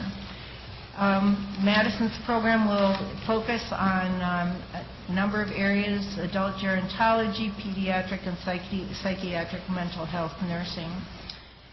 Dean May detailed the nursing school's work to recruit and retain a diverse student body as well as faculty, and to integrate multicultural content across the curriculum and to improve the school's climate. She also emphasized the strong collaboration and cooperation that exists among the system's DNP programs, both formal and informal, and that's been important to the committee in the past. So after discussion, the committee approved this program, and it will be included on our consent agenda. We heard yesterday from Provost Chris Clements from UW-Whitewater, and the campus academic plan was presented to us. It was a great report, and consistent with everything that we have heard and experienced, I think, in these 2 days.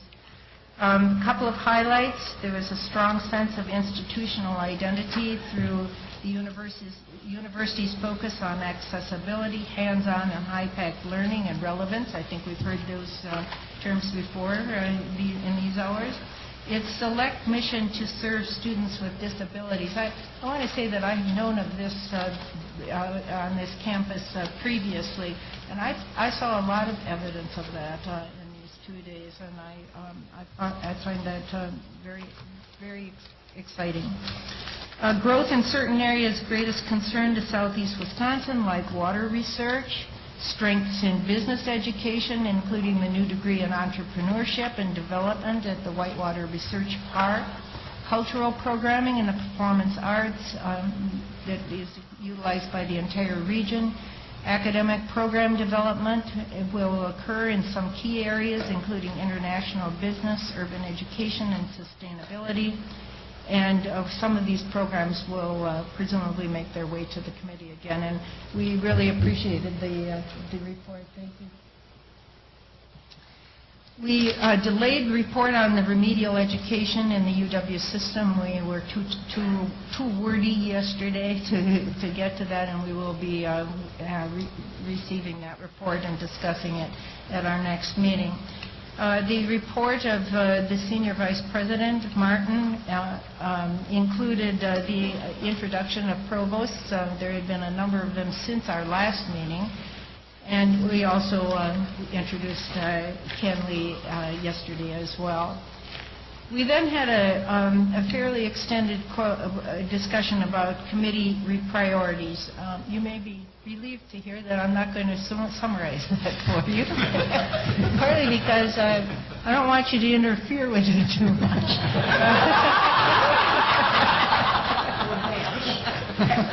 That was honest. We could call that transparency. The new definition of transparency. Well, that's not entirely true.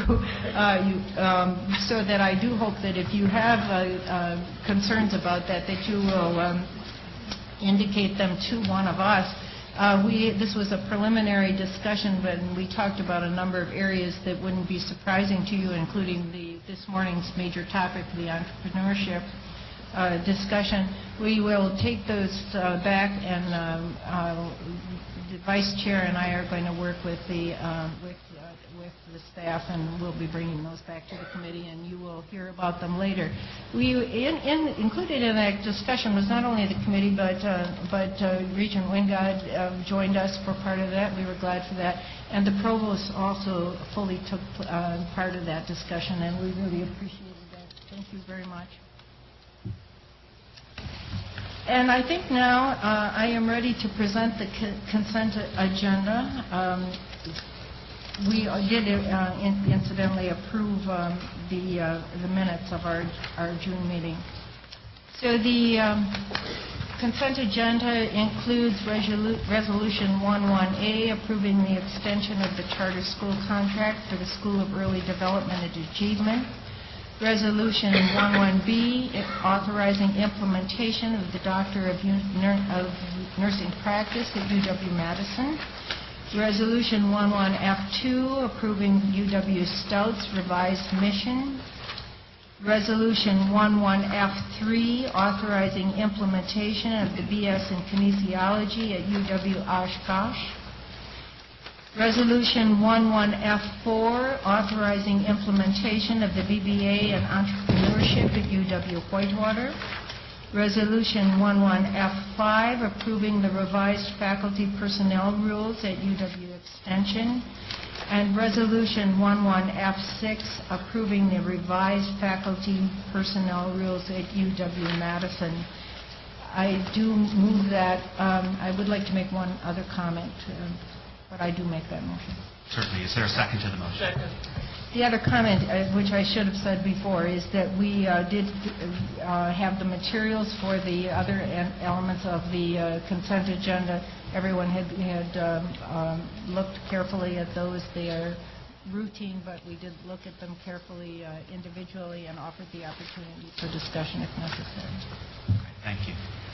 So these resolutions have been moved and seconded. Is there a request to remove any item from the consent agenda? If not, all in favor say aye. Aye. Opposed say no. Motion carries. And then I would go to the report of the joint meeting yesterday that was between Education and Business, Finance, and Audit Committees. And we were joined yesterday to consider the annual report of the Wisconsin Partnership Program. Those of you who have been around a while will have known that we have talked about that previously at some length. Dean Golden of the UW-Madison School of Medicine and Public Health was here with us.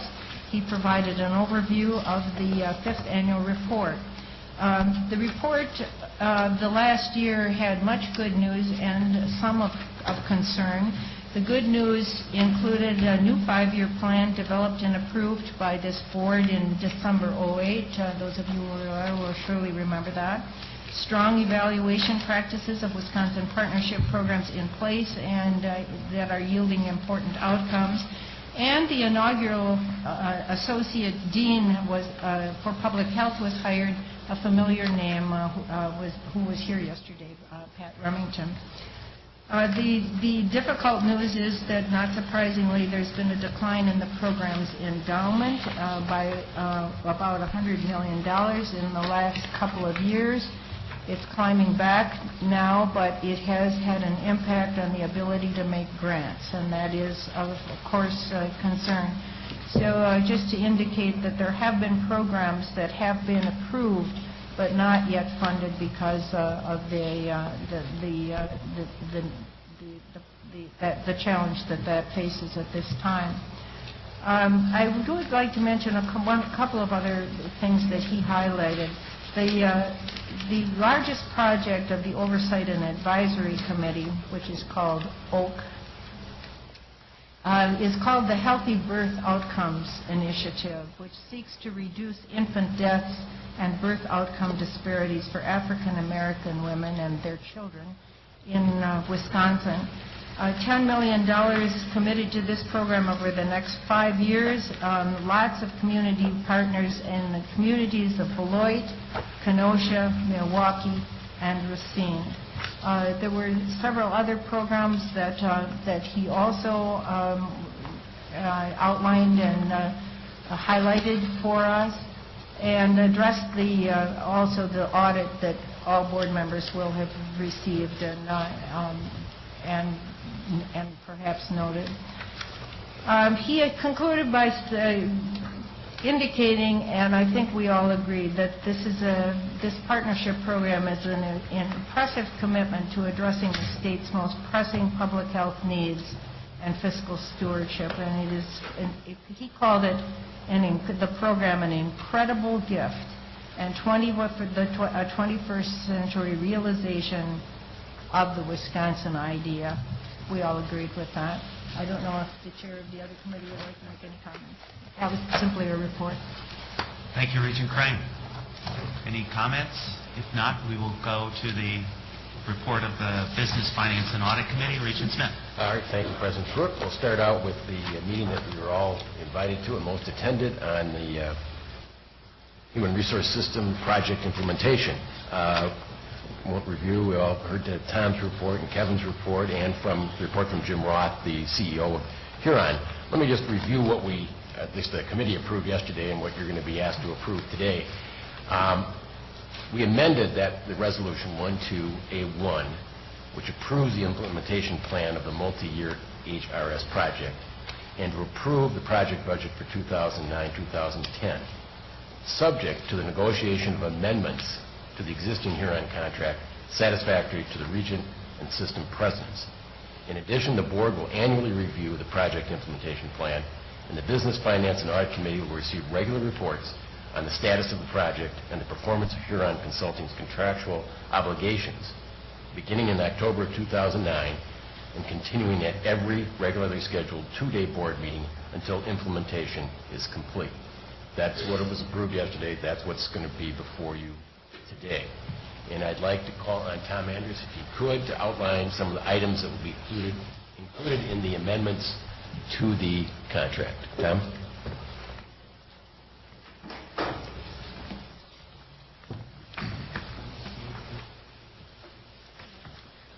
Thank you. These are pretty basic. We're trying to keep them very general to give you a sense of what we're looking at. I would also add that there are, beyond these amendments in the existing contracts, there are some other conditions that look for performance on the part of Huron as well. But this would be an amendment. UWS identifies key Huron personnel. We identify the personnel in conjunction with them, looking at, really we're looking for the leadership of this and the people that we could never really replace with our own staff. Huron appropriately incentivizes key personnel to remain with Huron and on the UWS project. Obviously, a lot of the concerns that we have right now are the stability of the organization, what's going to happen, what isn't. And what this does is try to put as much emphasis on their ability to retain and commit to the project. So in this case, we're saying to them up front, do everything you can within, and I think Mr. Roth mentioned that he was doing a retention program for all of his all of the various consultants and leadership, the people that he wants to incentivize throughout his organization, he is guaranteed that the individuals that we pick would be incentivized, or everything would be done as much as they could to retain them. That they should promptly notify UWS of any departures of key personnel, promptly replace departed key personnel subject to our approvals, which is something we do ongoing anyway. We approve all of the new positions that they bring in. Huron will fund 2 to 4 week transition period for new key personnel. Huron pays liquidated damages in the event that key positions remain unfilled, and UWS is given the right to hire key personnel in the event of material financial duress of Huron in circumstances that prevent their providing professional services. So if they are at some place where they cannot provide services, we would do everything that we could to retain staff that that they've had, that we could then continue on the program. So these are the ones that we're talking to them about. We don't see any issue actually in moving forward with these. There's no excuse me, there's no stopping at this point in terms from their standpoint, but we're relating this to you, and we would hope to have this done within the next couple of days. Questions for Tom? So, we certainly aren't limited to these amendments or these subjects. There could be other subject areas that would be added. Fair? That's correct. Just to give you, excuse me, there's one issue that has come up on more than one occasion, and that is why do we not find a way of retaining some of the dollars that we would be paying them, holding those in effect in a reserve until the project is complete. Their suggestion came up also about a surety bond. Just so that you know, in the beginning of the project, we have what's called, and it is right now, a time and expense contract, which means we pay as they are performing. We're not paying them, a large amount of money up front, and then they're sort of getting it as it goes along. They are performing. So it isn't a contract where we're already laying out 20, 30, 40% of the dollars. It's as it moves along. And typically in that type of contract, you don't have that sort of a reserve or a bond. Now, having said that, and that contract was set up 9, 10 months ago, we are obviously in a different place than we were 9 or 10 months ago, because the issue of their financial capacity. So given that, I will be talking to them about the possibility of creating that type of a reserve and or some level of further commitment that would help us go beyond what I think. I think these are really very good, the amendments that we have. And again, we've got the 60-month termination policy. We also have 60. I'm sorry. Really? They got a 60-month thing. We're talking about. We're in trouble. Well, yeah. And we also have the ability, if they're not performing, to have damages as well. I mean, there's specific contractual language that already exists on that. So there are certain areas that are built into this contract that we think are helpful. But given again, sort of the worst-case scenario, do we have everything that we think we should be getting right now? And again, I'm having further discussions with Huron on that. Questions for Tom? Well, then on behalf of the committee, I move adoption of Resolution 12A1 as amended. Is there a second? Discussion, questions, further?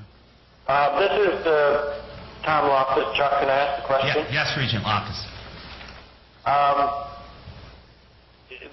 How realistic it would be that should Huron disappear, that the UW system would have the ability to hire key personnel? It would seem that the salaries we're talking about would be beyond the allowed ranges that we could offer. Or is this project outside of the traditional hiring scope? Well, yeah, I think you're correct that their top employees certainly would be looking at other places of employment and, in a sense, competing. But I think what we have to remember is what we're paying them on an hourly rate That's not what the employee is getting. I mean, the staff member is getting a salary that may or may not be, again, I don't know that for certain, but when we talk about $174, $200 an hour, the firm takes certainly a portion of that. So when they come back and we're offering them a position, that would include the potential for not only the salary but the benefits as well, depending again on the timing and how they might fit into a longer-term structure. There may be other benefits that we can provide. Then the second question was liquidation damages. Could you, in the event key positions remain unfilled, what define liquidation damages? Well, what we're doing right now is talking to them where they would pay a fairly substantial penalty or the damages that if the position is not filled within 10 days, and then if it's not filled within 10 business days, if it's not filled in an additional 10 business days, they would pay that same amount again. And we're looking in the range of $100,000. Liquidated means set. Yes, yes. Tom, it isn't liquidation damages, it's liquidated damages, which means established damages at the outset. It's difficult in certain situations to assess what damages would be, so instead of going through the process of trying to do that, you arrive at a number ahead of time, which is not a penalty. It's actual damages that the parties mutually agree is sensible in that situation. Oh, no, you go. All right, go ahead. I had one other point in response to Tom's question about what would happen in the very worst case where the company melts down and the personnel who are working on our project would not continue. I think the more likely scenario is that those personnel who are assigned to the UW project and who have, by the way, been together for many years working on higher education projects of this type would probably remain together, either go to another firm or start their own firm, and the hiring that would occur would involve that new entity. So I don't think they would be hired. I mean, it could be that they would hire individually and as permanent employees, but more likely I think it would be an independent contractor relationship that just to finish the project. And that would be permitted under the amendment that Tom described. Pablo, did you? Jeff just said everything I was going to say. Okay. Anybody else? I just wanted to, I understand the risk associated with not implementing this human resource management system. Obviously that there's a huge risk in not taking this up. But I think that that underscores the risk that we're assuming for the future of our campuses and our students.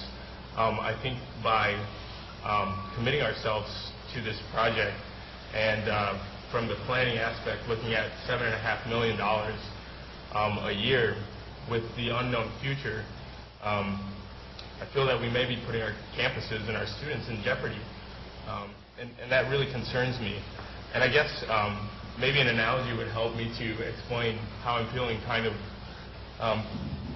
If you're driving your car down the road in the morning and you notice that there's an accident in front of you, you wouldn't swerve into the oncoming lane of traffic and try to make it 5 miles and hope that nothing goes wrong. And I kind of feel like at this point right now, we have a problem in front of us, and I feel like what the solution is that we've come up with is to move into that other lane and place our campuses and our students in jeopardy for the next potentially 5 years until 2012. And so I just ask you to consider the additional risk of adopting this and taking this up. I think that we're not really eliminating the risk. We're just shifting it from one place to another. And I don't really think that it's a good solution to do that. I do think that there's been proper planning, and I do recognize the need for it. But I just don't think that we're really eliminating the risk here. I think we're really just shifting it to our campuses and our students for the future. So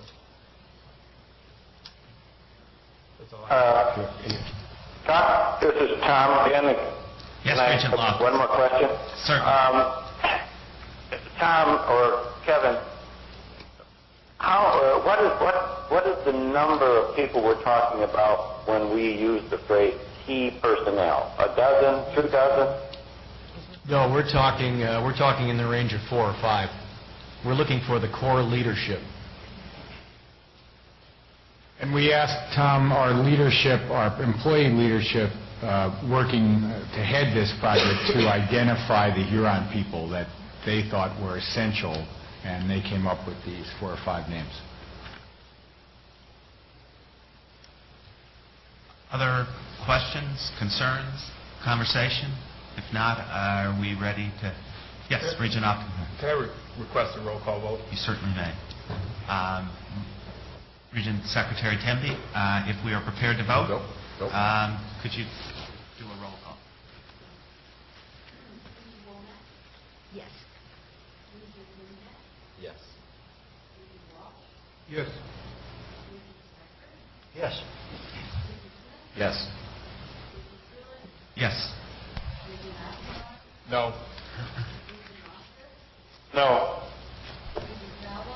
Yes. Yes. Yes. Yes. Yes. Yes. Yes. Thank you. Regent Smith. Thank you. The other report we heard yesterday morning was from Ed Meechan on the project status report for major information technology projects. Ed presented progress reports in 6 major IT projects currently underway within the system. All major projects are on target with respect to schedule, scope, and budget. This report is required by state statute and is to be provided to the Legislature's Joint Committee on Information Policy and Technology. Our committee met in the afternoon. We first heard a presentation from UW-Whitewater by Richard van Schubhoven on the information services automation. He's the information services automation specialist at UW-Whitewater, who described their value stream mapping of maintenance work order process.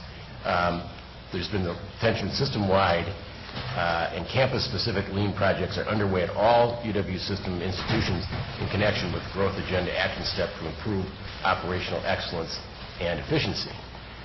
We heard from Jan Shepard on veterans remissions. She's a senior academic planner and gave a presentation surrounding the changes in the law regarding veterans remissions, trying to explain how the interaction between the federal and the state law on veterans remissions, which is an interesting discussion at best. I think we understood it. I know we understood it better, but when we were done. But it is complicated.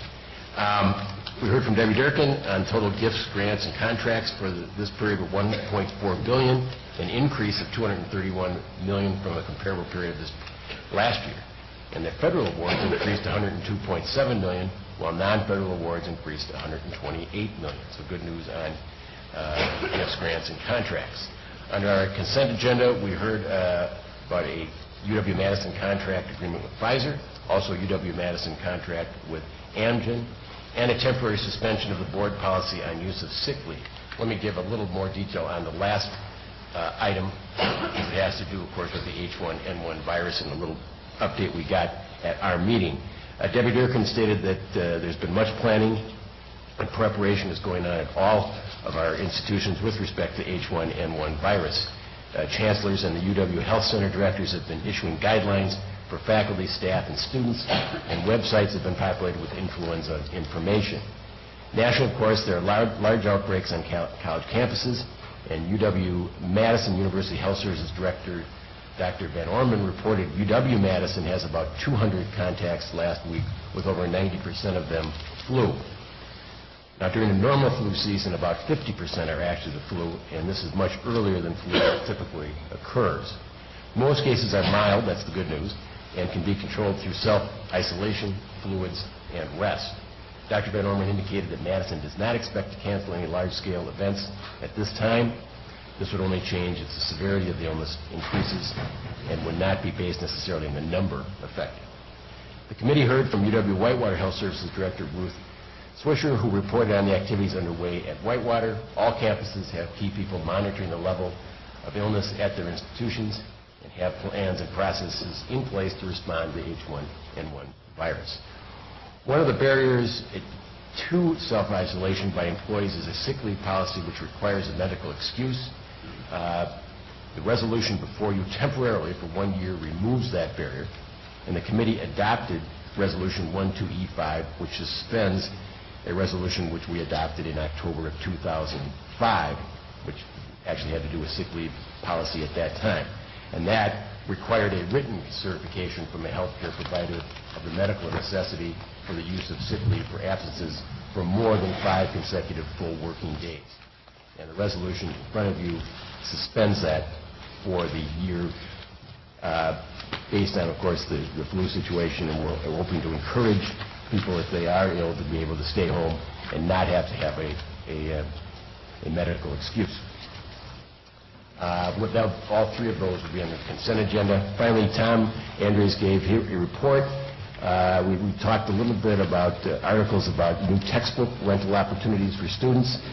UW-Oshkosh is a very interesting discussion on a FIPSI grant for a collaboration of faculty to select common books for teaching and delivery online. And I think we're going to be hearing more about not only that FIPSI grant application at our next meeting, but also, of course, the ongoing issue of textbook rental opportunities. Update: UW system institutions have been awarded $44 million from the American Recovery and Reinvestment Act through August 15th. And Tom also provided an update on the recently released, I think you probably have seen it in the media in the last few days, Legislative Audit Bureau statewide audit of procurement cards. So, on behalf of our committee, our consent agenda, move adoption of Resolution 12E3, which is the UW contract with Pfizer, Resolution 12E4, the UW-Madison contract agreement with Amgen, and Resolution 1235, the CDC recommended waiver of certification of medical necessity requirement for faculty, limited employment, and academic staff use of sick leave. Is there a second to the motion? Second. Is there a request to remove any item from the consent agenda? Yes. I have a question on his report on an item not related to the consent agenda. I don't know whether you want me to ask it now or after. Ask it now. It was about the veterans benefits, Yeah. and I have been approached by a number of people and also heard some discussions on public radio, and I'm totally confused. And I'm wondering, are people not getting the same level of benefits that they did in the last year, or? Who would like to address that? Because that is, and I know it's not you or I, because it is very confusing. Who would? Rebecca. That's a good question. I'm afraid I don't have the same grasp of detail that Jan Shepard does of this issue, but I can tell you that the confusion is about the relationship of the state benefits and the federal benefits. And That much I understand. It's not about people receiving a lower level of benefits than they received last year. It's confusion about how do they get the benefits that they're entitled to. And we are still working our way through this very complicated process. So if they do get the benefits that they are entitled to, it will not be a lesser amount than they have received previously? No, actually, we think it will be more once it works its way all the way through. There is a supplemental. You start with the feds, then you go to the state, and then there may be a supplemental. Right. There's a pre-9/11 federal benefit and a post-9/11 federal benefit, and then there's the state benefit. And the state benefit more than makes up for any deficiencies between the pre and the post, and in fact adds dollars for basically dollars for living expenses. It sounds to me as if there are a lot of panicked people. Well, It's there the are. process, not the benefit. It's the process, not the benefits, and frankly, the guidelines that we've received on the federal side leaves something to be desired. So we're still negotiating and trying to work this through, and we're working with the Department of Veterans Affairs on that. Thank you very much. Anything else? If not, or if we are prepared to vote, if not, on these three items that are in part of the consent agenda. All those in favor, please signify by saying aye. Aye. Opposed, say no. Motion carries. Concludes my report. Thank you. We're now to hear the report of the Capital Planning and Budget Committee. Regent Bartel. Thank you, President Pruitt. We began the meeting yesterday with an excellent presentation by Vice Chancellor Randy Marnaka and a number of UW-Whitewater faculty and staff and one student, highlighting the capital planning successes as well as some of the hopes and dreams of the campus. From the beautiful and technologically stunning Highland Hall, where we had the reception, to the fabulous Warhawk Stadium and multi-sports complex, and from the under construction LEED certified handicap accessible Starin Road Residence Hall, which Chancellor Telfer tells me is available for naming opportunities.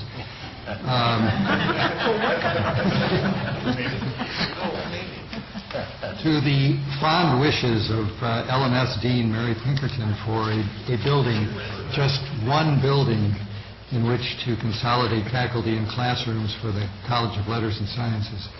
The committee appreciated this great update and hope we can continue to make progress so that UW-Whitewater can realize its hopes and dreams in regard to capital construction.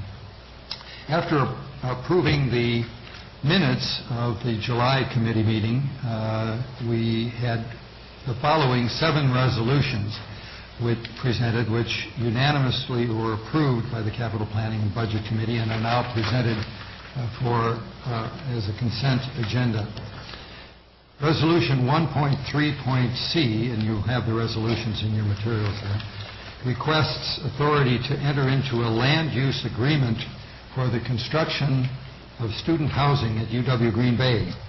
This request will authorize the construction by a private nonprofit corporation of 2 residential halls on Regent-owned land, each of which will house 122 students in suite-style living units, and each of which is estimated to cost about $8 million. These will be constructed in series, first one beginning, if approved, as soon as possible, and then perhaps as needed a year or 2 or 3 after that. This land use agreement allows the corporation to finance and construct the housing at a lower cost, which will avoid encumbering university debt. UWGB will operate the dorms and retain the right to purchase. Housing rates at UWGB will increase at about $100 a year to cover the cost of construction. That's just for 1 year. That's Resolution 1.3.c.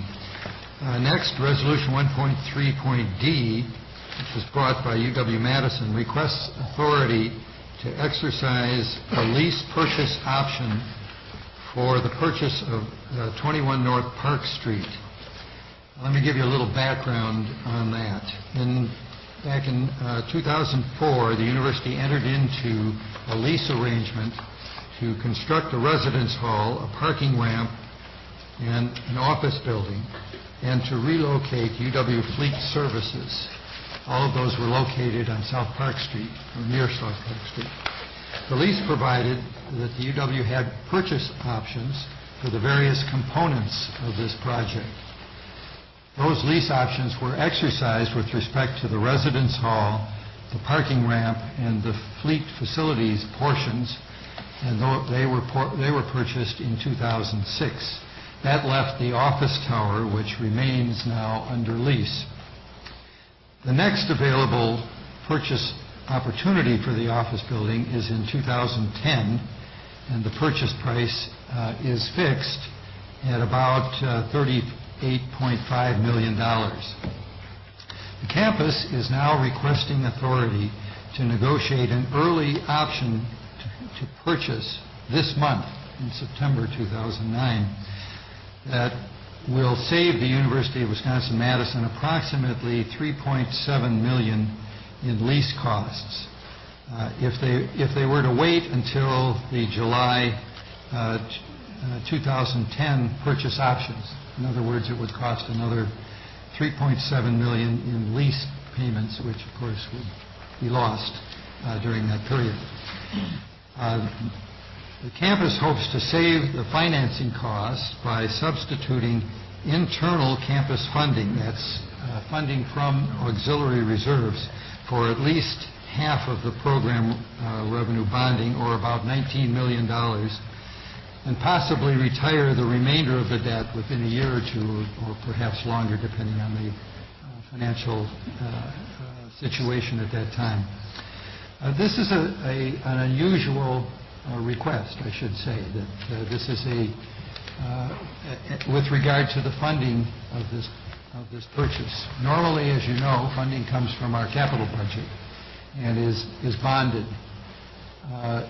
And the committee raised a number of questions with respect to this request.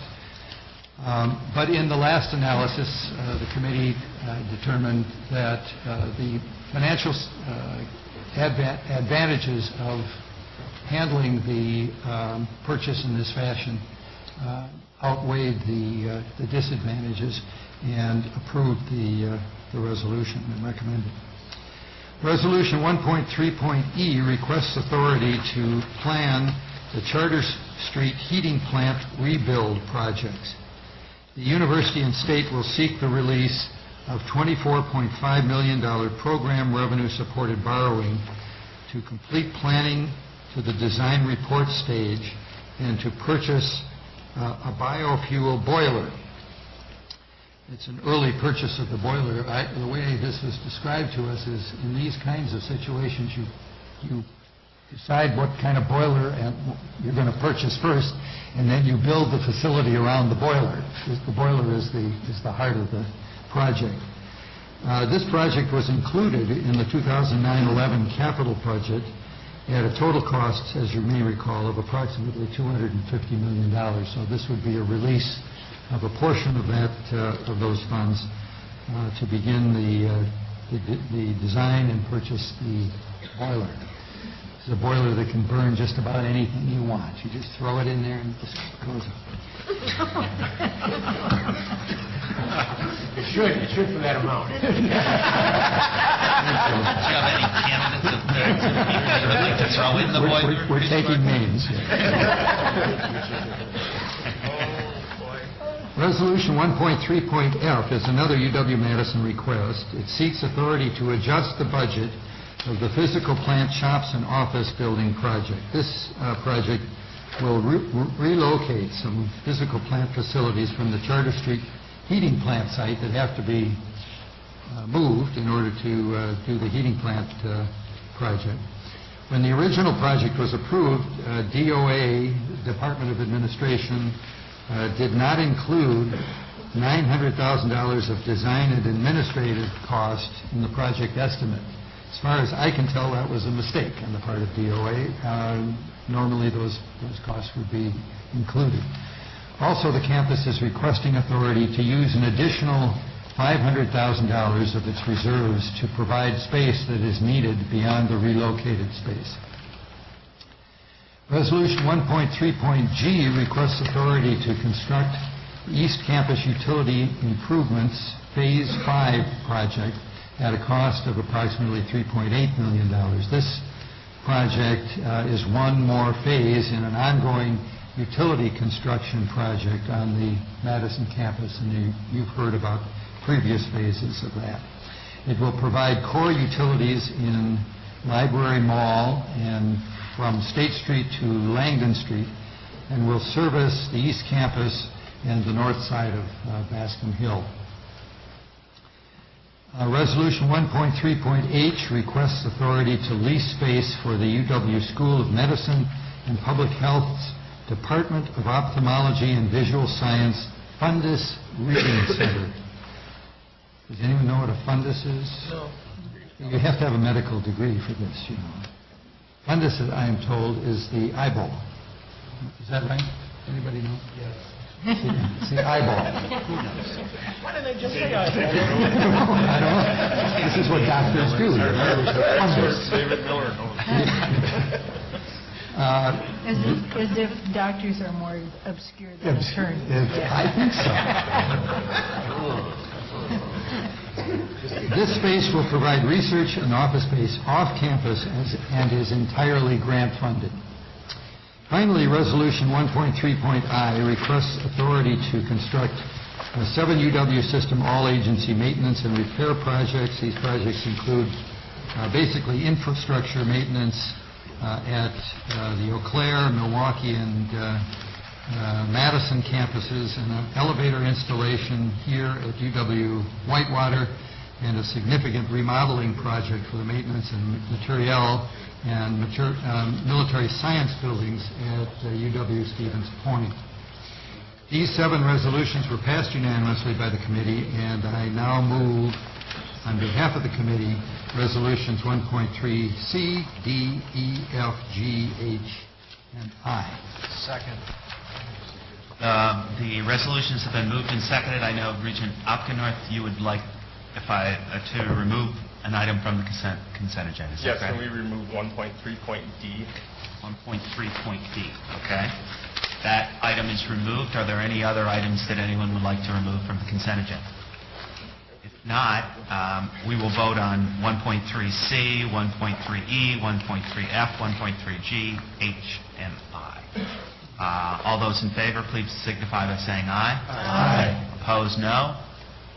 Those resolutions are agreed to. We now turn to Resolution 1.3D, the authority to exercise the lease purchase option for 21 North Park Street, UW-Madison. Would you like to speak to this, Regent Opgenorth? Yeah, I guess since I've been on the Capital Planning and Budgeting Committee, this is a unique request that I've seen come through. And I guess I just really wanted to highlight the fact that I don't really feel it's appropriate to reach into an operating budget and to pay for a capital expenditure, which this clearly is a capital expenditure. I feel that everyone goes through the capital budgeting process, and it's a process that we've established. And so if we're going to make a capital budget expenditure, I believe that it should go through the capital budgeting process and not through an operating budget. And that's why I've asked for it to be removed from the consent agenda. Thank you. Regent Bartel. I've told Kevin, and we talked about it, that this is of concern. I value his expression of concern on this subject. It is very unusual to request capital construction or capital purchase with funds that are in an operating budget. The operating budget, of course, is supported at least in part by tuition, and students are paying for it.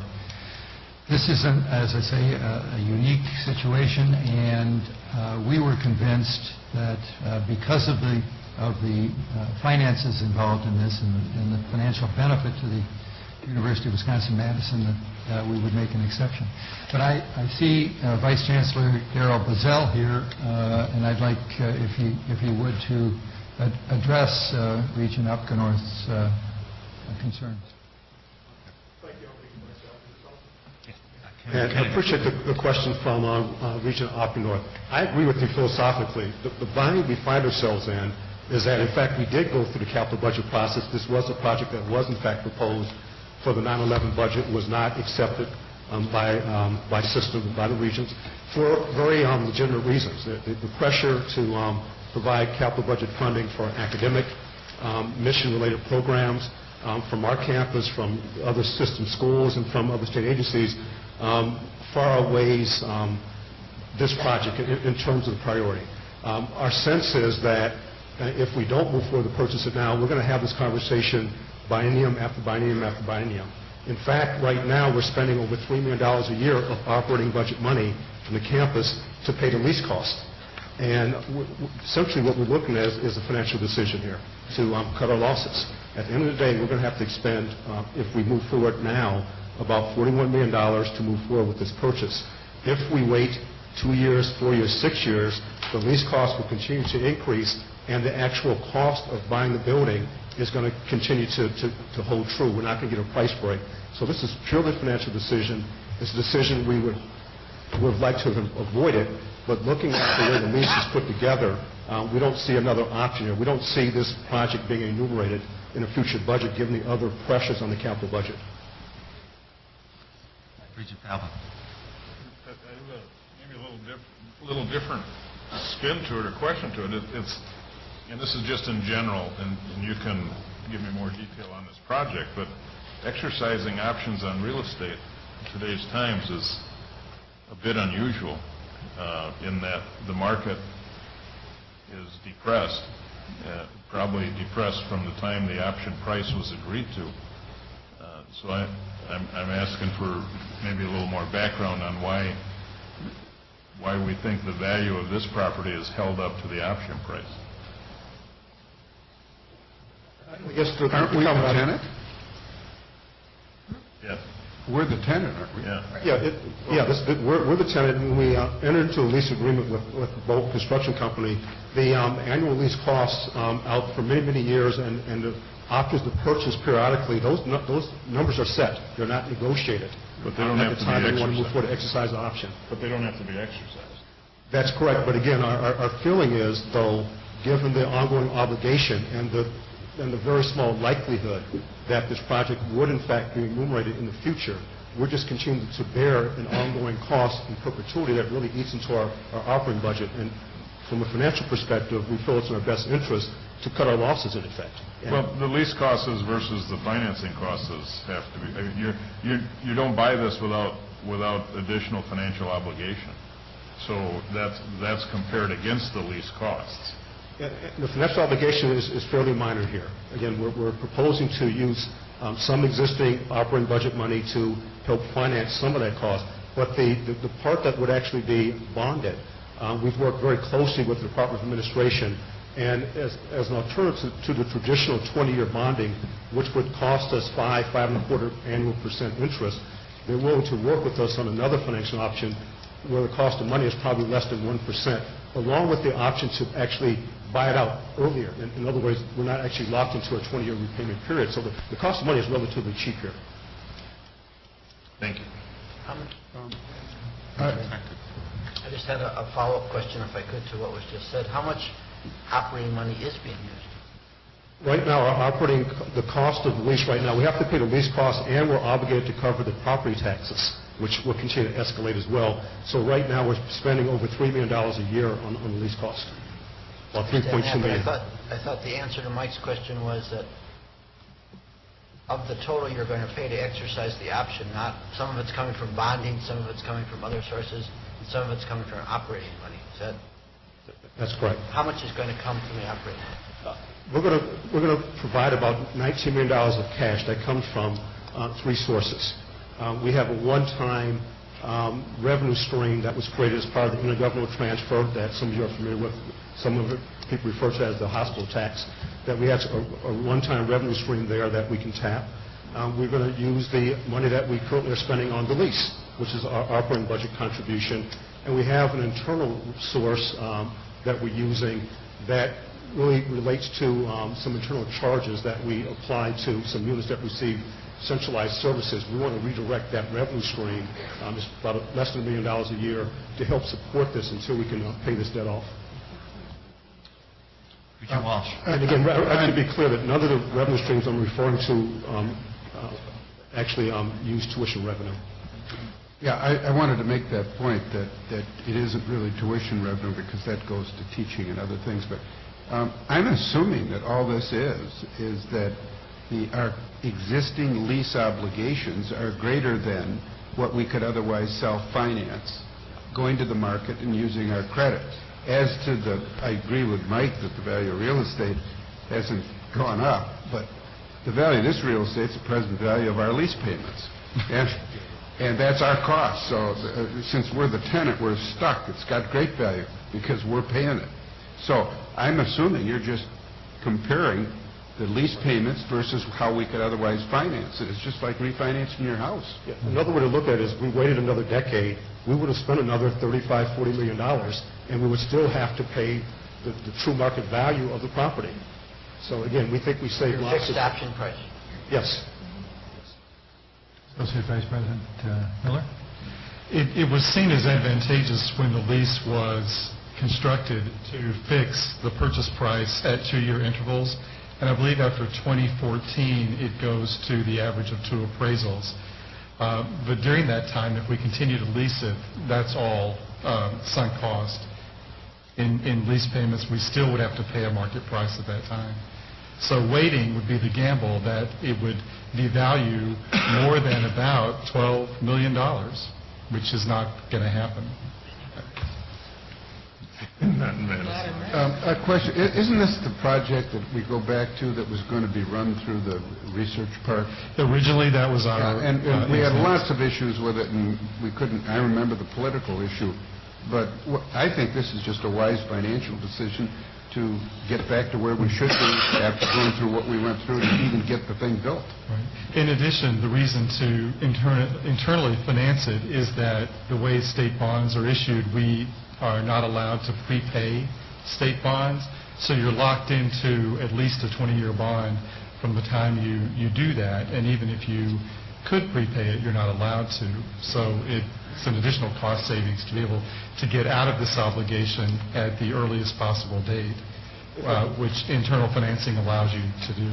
And again, the real beneficiary here is our research mission, because these are dollars that we've had to divert that we can put back into our research mission once the building is purchased. Chancellor Martin, would you? Yeah, I just wanted to emphasize you need the mic.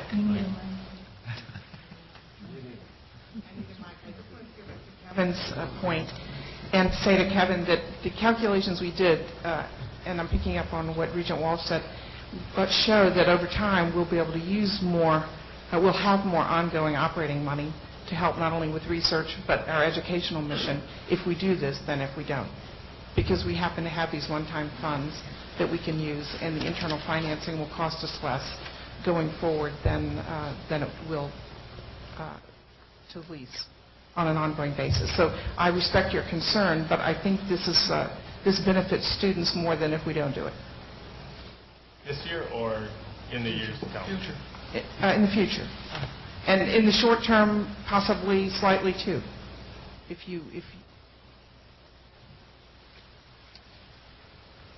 I think what's important to understand is that the money we're using to pay cash is one-time money. It's not ongoing operating money.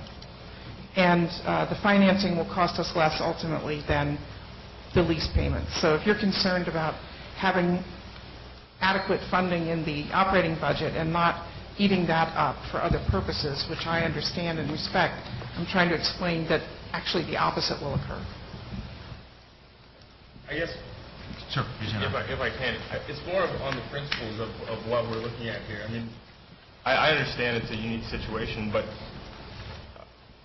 once we start taking operating budget money and putting it into capital budget process, once we make that decision and go that route, what is to stop any other campus from coming to us and saying, we would like to use money from our operating budget to fund the capital budgeting project?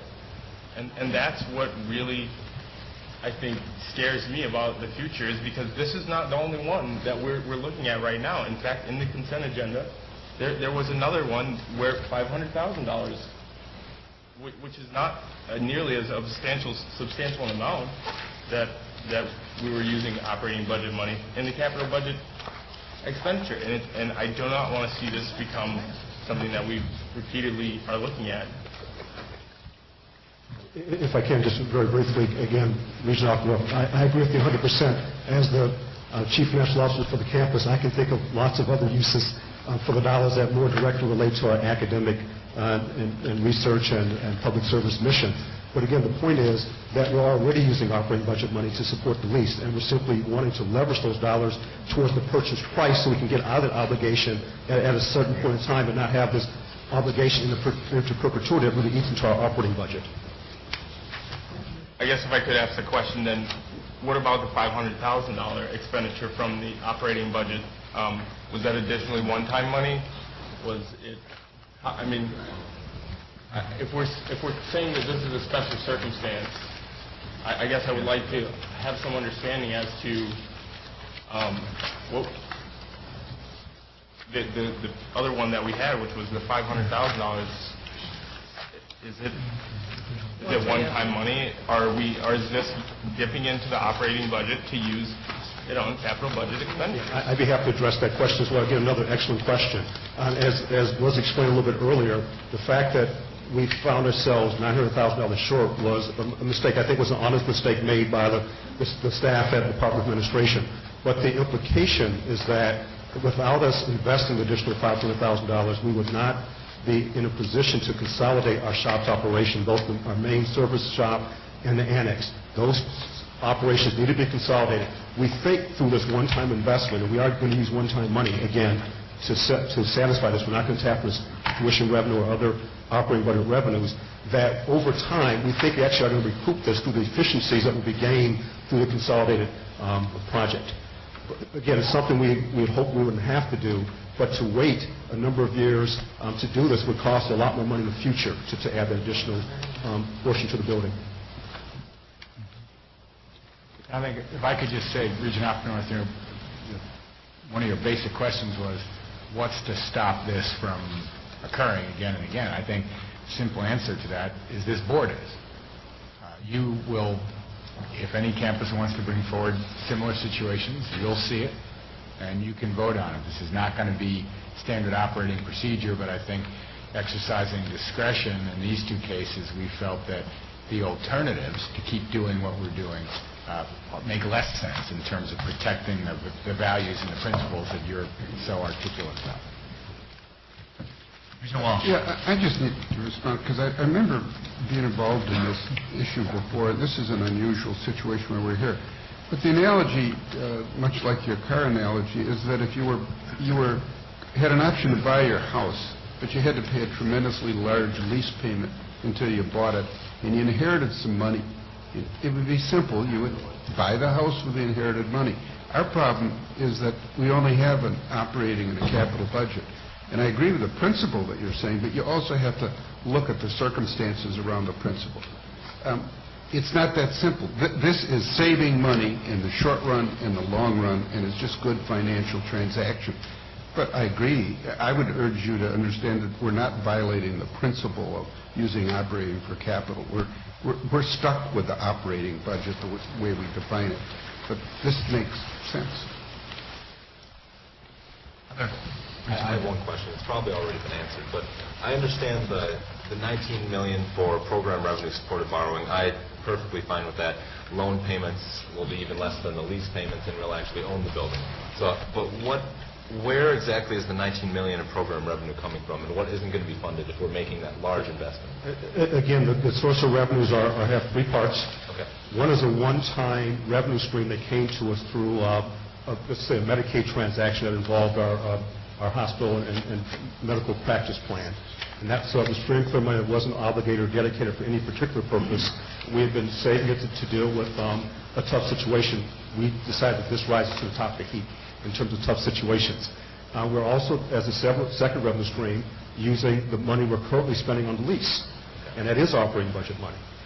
The third is an internal transfer that we have that helps support ongoing administrative costs for the campus. And what that's going to result in, though, is that we're going to have to maybe cut back on some of the service that's provided to allow this revenue stream to be used for that purpose. But again, the goal here is to satisfy the debt, and over time, those dollars become available again for other purposes.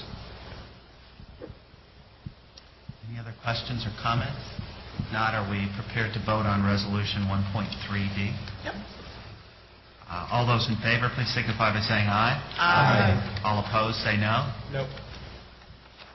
I believe the motion is carried. And thank you, Regent Oppennorth, for raising this issue. I think it's a very important, provocative, interesting, and important conversation. I think reminds us of sort of some important principles going forward. So thank you for bringing this to the board and for letting the members who are not part of the capital planning funding committee being part of that conversation. I was just going to say the same thing as my mother always said to me. I'm glad we had this little talk. Did you feel the same way? And he did feel the same way as a child, right? Well, Associate Vice President Miller reported on actions of the State Building Commission at its August meeting, one of the most important or significant being that the Building Commission supported drafting legislation that you'll recall that the Regents proposed last March, and it was also supported at the meeting by Division of State Facilities Administrator David Pelbach, to allow agencies such as the UW system to use a variety of project delivery methods on a project-by-project basis. This would eliminate the current multiple prime preference in the state statutes and the requirement to seek statutory waivers for other methods, as we have done on a number of occasions in the past, such as single prime, construction manager at risk. These are methods that are used in the private sector all the time to the benefit of the project. This change in the statute, if enacted, and it's still early because the legislation hasn't even been drafted yet, but apparently will be drafted in the next month or so and presented to the State Building Commission at its next meeting. If it's enacted, it will greatly improve the efficiency and help control costs of construction of university buildings that we fund throughout the state. So we are very encouraged by that good news. Then the committee met briefly in closed session to consider the naming of a facility at UW-Whitewater, which will be brought before the board in closed session at the end of this meeting. And we then adjourned. Mr. President, this concludes the meeting and a report on the Capital Planning and Budget Committee meeting yesterday. Thank you, Richard Bartel. We now turn to additional resolutions. We have a resolution of appreciation which will be offered by Regent Walsh. Regent Walsh.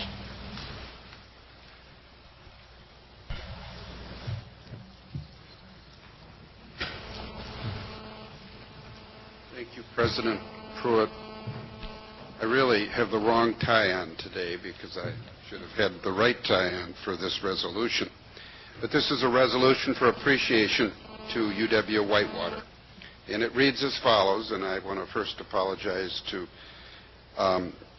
Regent Salas, who never appreciated the whereases in our resolutions. And whenever he read them, he took them out. But I won't take them out because I'm a lawyer and we like those whereases. So whereas the members of the Board of Regents of the University of Wisconsin System are pleased to learn more about UW-Whitewater's commitment to educational excellence on a regional, national, and global level, commending Chancellor Richard Telfer for cultivating a spirit of learning that is engaged, hands-on, relevant, and entrepreneurial. And whereas the Regents are impressed by the national acclaim UW-Whitewater faculty have garnered for their work, including faculty member Allison Townsend for the Pushcart Prize in Poetry, Fulbright Scholar and Linguistics Professor Susan Buss-Liederman, who is developing educational partnerships in Oaxaca, Mexico, Music Professor Robert Gerenbeck for the Julius Herford Prize for Outstanding Choral Research, and Marketing Professor Carol Scavati for first place honors from the American Marketing Association for her research on student organizations and their impact on entrepreneurial skills. Semicolon, and whereas, comma, through its campus master plan process, UW-Whitewater is creating exciting, dynamic additions to the campus to foster student-centered learning and community engagement, as the Regents admired firsthand touring Timothy J. Highland Hall, the new home for the College of Business and Economics, a jewel of a building that is both a model for sustainability and a state-of-the-art learning environment for UW-Whitewater's premier business school, an MBA on-campus and online program, semicolon, and whereas UW-Whitewater is expanding its regional impact by working with the city to develop the Whitewater University Technology Park, which will house the Innovation Center, an initiative designed to use campus research to foster new businesses and create jobs benefiting the community and region. And whereas The Regents admire the scholastic, civic, and athletic achievements of UW-Whitewater students who conduct nationally recognized undergraduate research, volunteer by the thousands for service projects raising nearly $100,000 in the 2008-2009 academic year for charitable causes, and who continue to excel as student athletes, winning numerous national championships and other honors, including the men's renowned wheelchair basketball team, which earned its 8th national title in 2009. Be it therefore resolved that the Board of Regents of the University of Wisconsin System extends its gratitude to the staff, faculty, and students of UW-Whitewater for supporting the mission of the UW system with true, quote, proud to be purple, end of quote, Warhawk spirit in graciously hosting this productive September 2009 meeting. May I have a motion? It's moved. Second. All in favor? Aye. Thank you.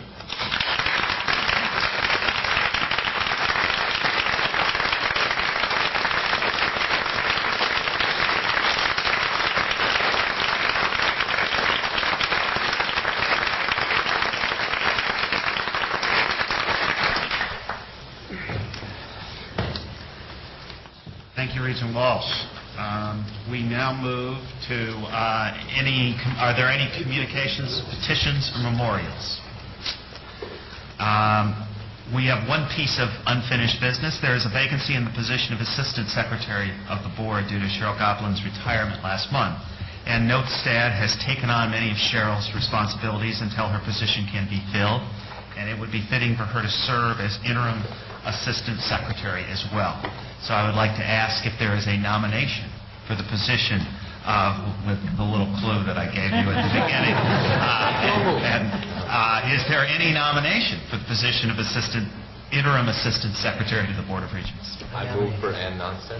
I second that, if there's a second. Oh, shoot. Yeah, there does need to be. Wow. Are there any other nominations I for this move we position? close the What? nominations. You move to close the nominations. Does this require a special vote, or can we just move on and say, if not, all in favor, please say aye. Aye. Opposed? Motion carries, and congratulations.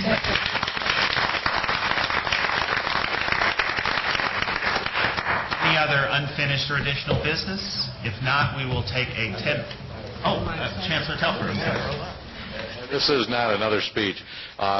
Downstairs in the Hamilton Center is where the box lunches are located, so it's where you had lunch yesterday. Okay. Thank you. That was a very important piece of unfinished business. You didn't just interrupt this for nothing. Any other unfinished business? If not, we will take a 10-minute recess, and the board will reconvene in open session and consider a... And I think if you would bring your lunches back here, that would be okay. Thank you.